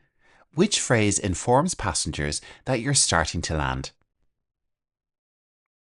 Have you got it? The correct answer is, we've begun our descent into Dublin. Okay, on we go. Now it's time for weather communication and visibility phrases. Visibility is down to 2 miles. Visibility is down to 2 miles. We're flying through moderate turbulence. We're flying through moderate turbulence. Expect wind shear on final approach. Expect wind shear on final approach. Conditions are IFR. Conditions are IFR. There's a strong crosswind from the left. There's a strong crosswind from the left.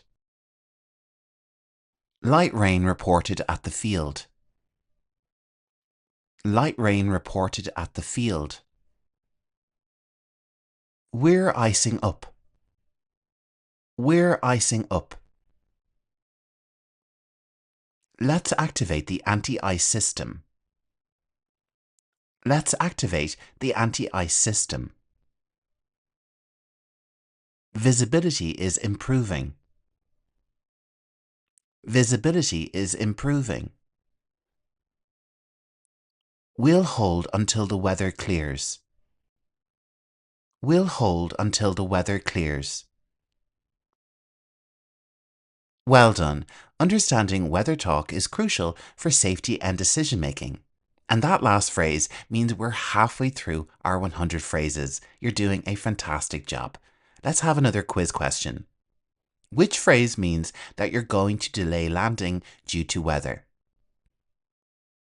The correct phrase is, we'll hold until the weather clears. Now let's press on to our next topic. It's time for emergency and abnormal situation phrases. Mayday, mayday, mayday. Mayday, mayday, mayday. Pan pan, pan pan, pan pan. Pan pan, pan pan, pan pan.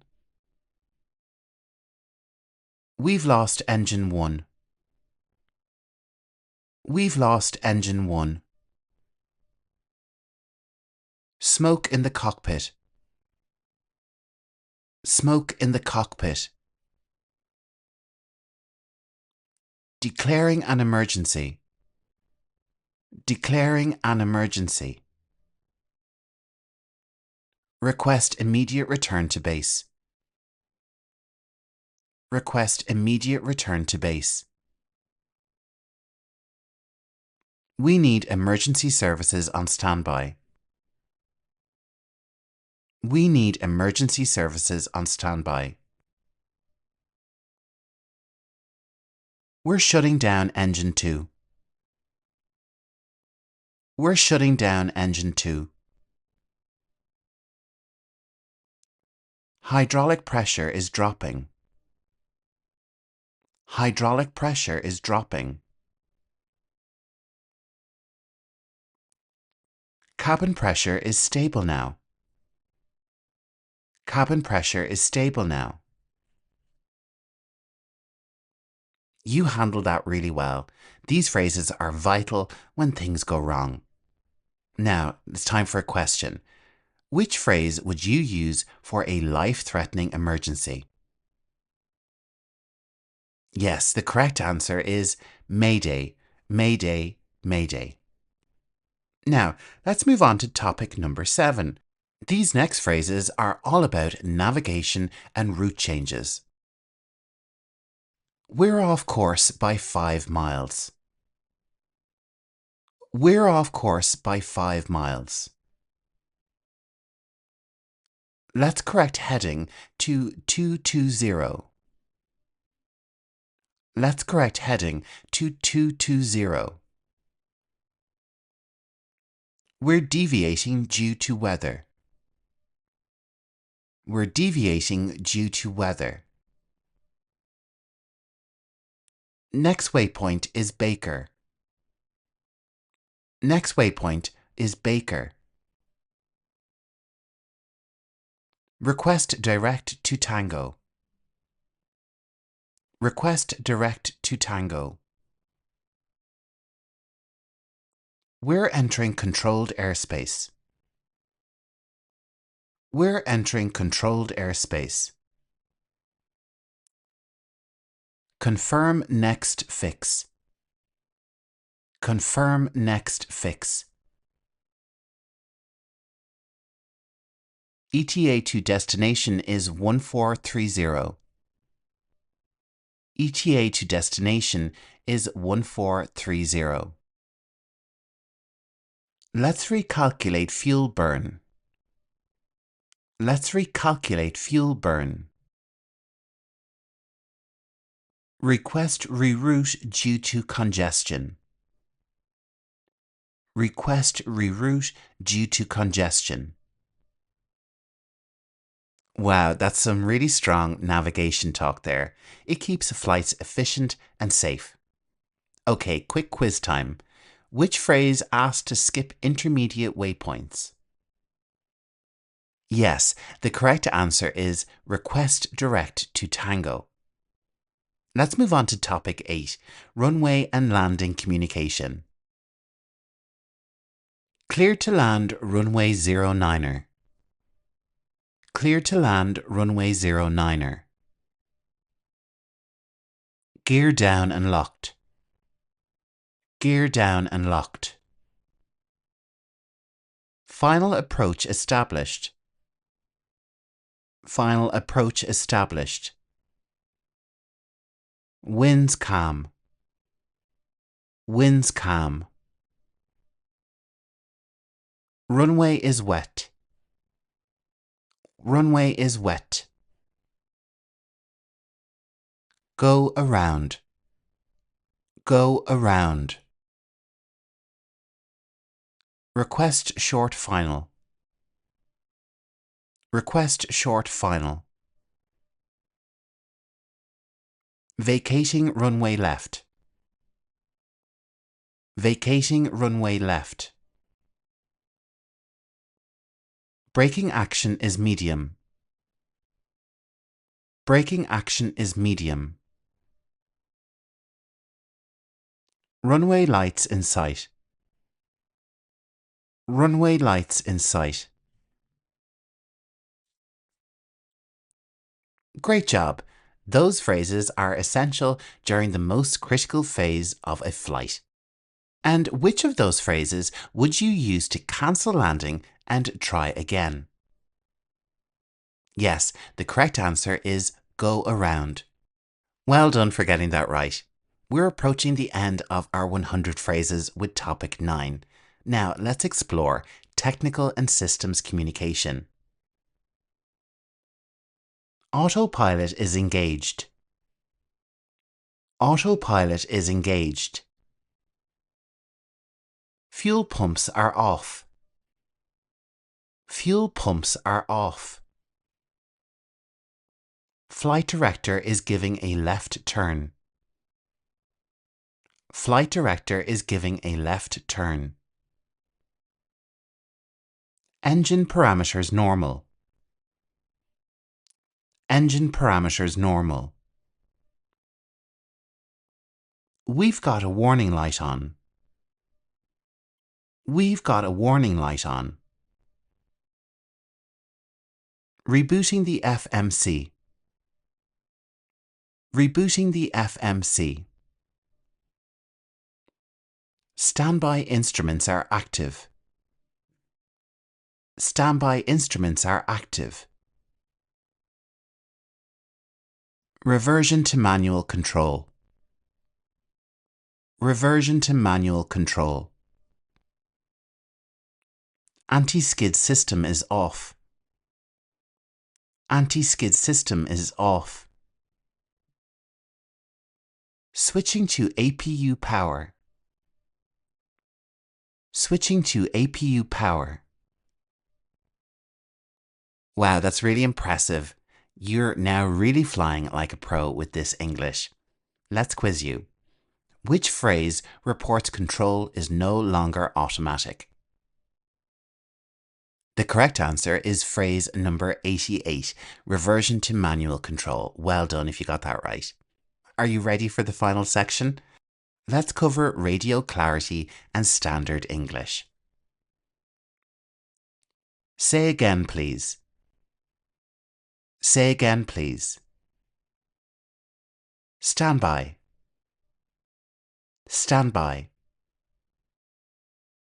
Affirmative. Affirmative. Negative. Negative. Correction. Heading 260. Correction. Heading 260. Read you 5. Read you 5.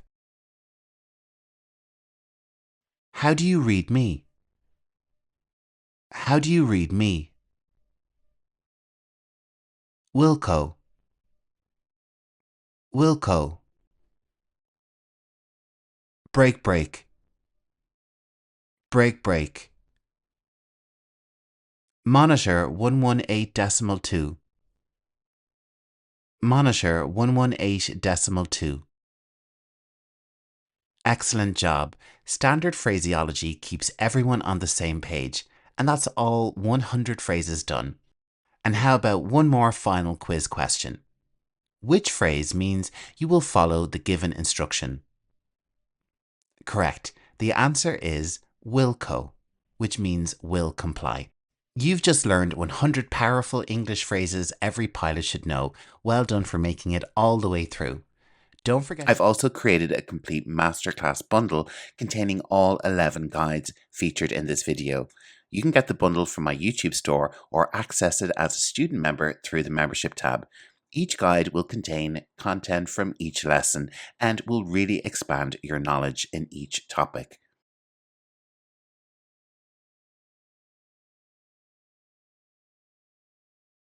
Do you ever feel like people take advantage of you at work because English is your second language? If English isn't your first language, saying no can be really hard, and some people know it. Today, let's change that. Hi, I'm Jer, and this is Learning English Pro, the home of professional English on YouTube. Today, I'm bringing you a super important quick lesson: how to say no politely and professionally without feeling guilty and without upsetting anyone.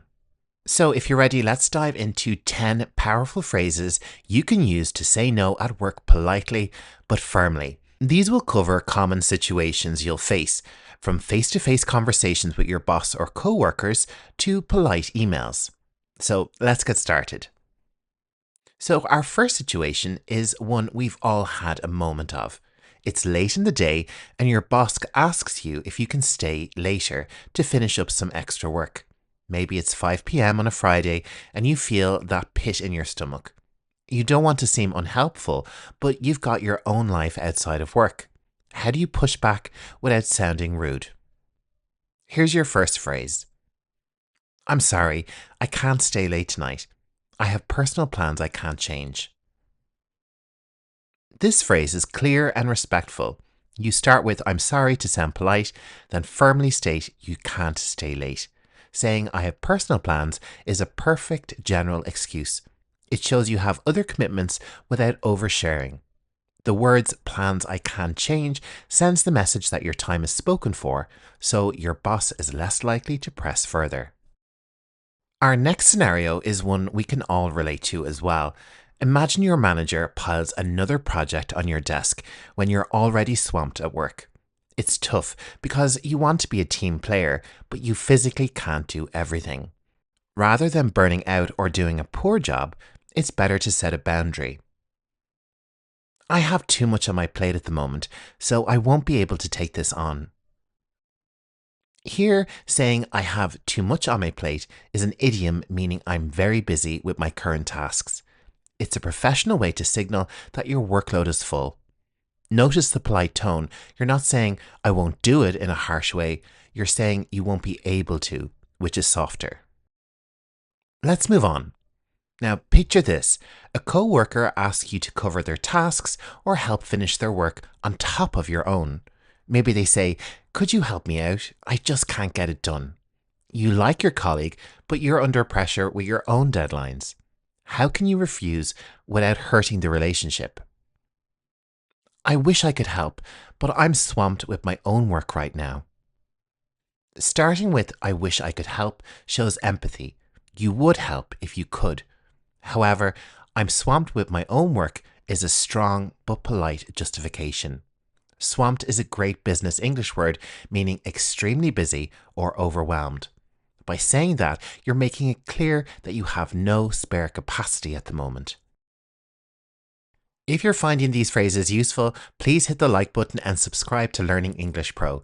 I'd love to hear which phrase is your favorite so far. Let me know in the comments and share this video with a colleague who might need these tips as well. Your support really helps the channel. Thank you. Let's move on to our fourth situation. Now, let's say your boss asks you to come in on a Saturday or work over the weekend. Maybe there's a project crunch and they assume you're available. But hey, your weekend is your personal time and you absolutely deserve to protect it. And here's how to respond. I'm sorry, but I have a prior commitment this weekend, so I won't be able to work. This response is great because it checks all the boxes for politeness and firmness. I'm sorry softens the refusal.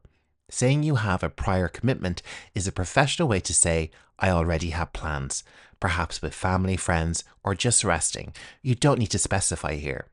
The phrase won't be available is a polite, business-like expression meaning you cannot make it. You're effectively saying no without actually using the word no, which can sometimes sound softer. Meetings, meetings, and more meetings. We all know some of them could have been an email, right? Imagine a colleague saying, hey, can you join our meeting at 3 p.m.?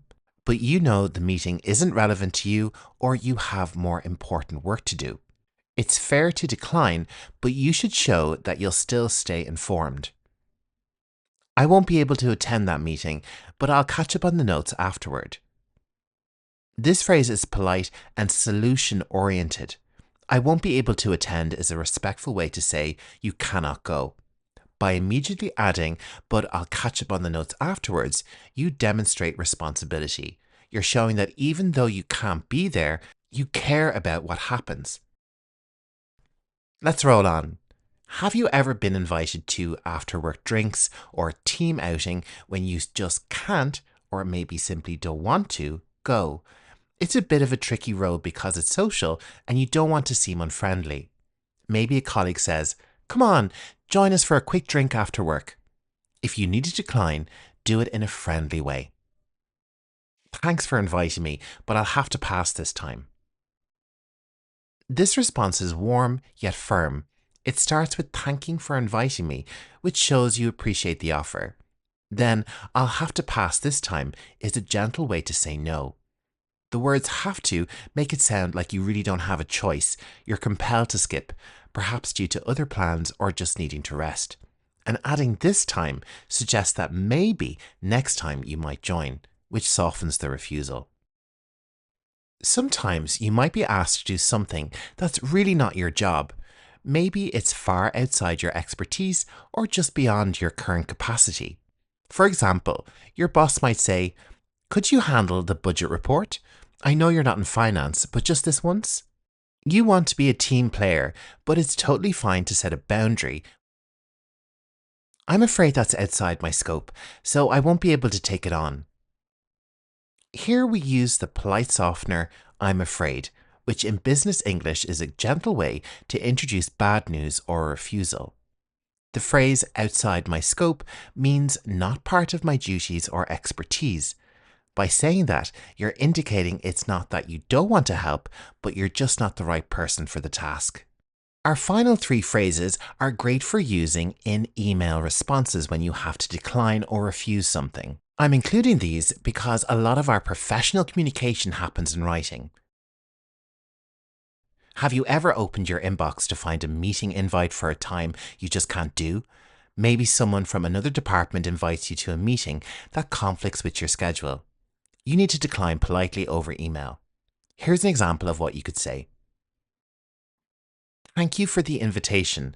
Unfortunately, I have a scheduling conflict at that time and won't be able to attend. This email-friendly phrase is polite and straight to the point. It starts with gratitude. Thank you for the invitation, which is always a nice, courteous touch. Then, unfortunately, I have a scheduling conflict is a professional way to say I have another commitment. The term scheduling conflict is commonly used in business to explain overlapping commitments without giving too many details. Next, email is often where someone might ask, could you also take care of X by the end of the day? perhaps not realizing you're already overloaded with work. For instance, a coworker or even a manager might email you an extra assignment when you simply don't have the capacity. Here's how you can respond professionally in writing. Thank you for thinking of me, but I'm afraid I won't be able to take this on at the moment due to my current workload. Let's break that down. We open with thank you for thinking of me, which might sound a bit formal, but it's a polite acknowledgement. It shows that you recognize they considered you for the task.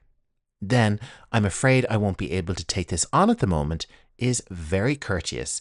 It's a way to say, I can't do this right now. Again, I'm afraid softens the blow of the refusal. Finally, we give a general reason, due to my current workload. This phrase explains that you're saying no because you're already busy, which is a very valid reason in a professional context. Can you believe we're on our 10th phrase already? For our final scenario, let's talk about turning down a bigger opportunity in writing. Imagine you received an offer, maybe a chance to lead a project, attend a special event, or even a job offer, and you decide it's just not right for you. It's important to be respectful and thankful while still being clear that the answer is no. Here's a polished way to say that in an email. Thank you for the opportunity, but I must respectfully decline. This one is a powerfully polite sentence. It starts with appreciation, which acknowledges the offer and shows gratitude. Then the core, I must respectfully decline. The word must here implies that after consideration, this is your decision. Respectfully decline is a formal and courteous way to say no without any negativity. It's short and sweet. It's appropriate for more significant offers or proposals where you want to maintain a professional tone. And there you have it, 10 phrases to help you say no confidently in professional English.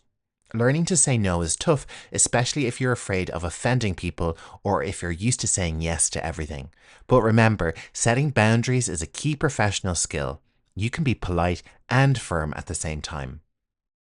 I've also created a complete masterclass bundle containing all 11 guides featured in this video. You can get the bundle from my YouTube store or access it as a student member through the membership tab. Each guide will contain content from each lesson and will really expand your knowledge in each topic.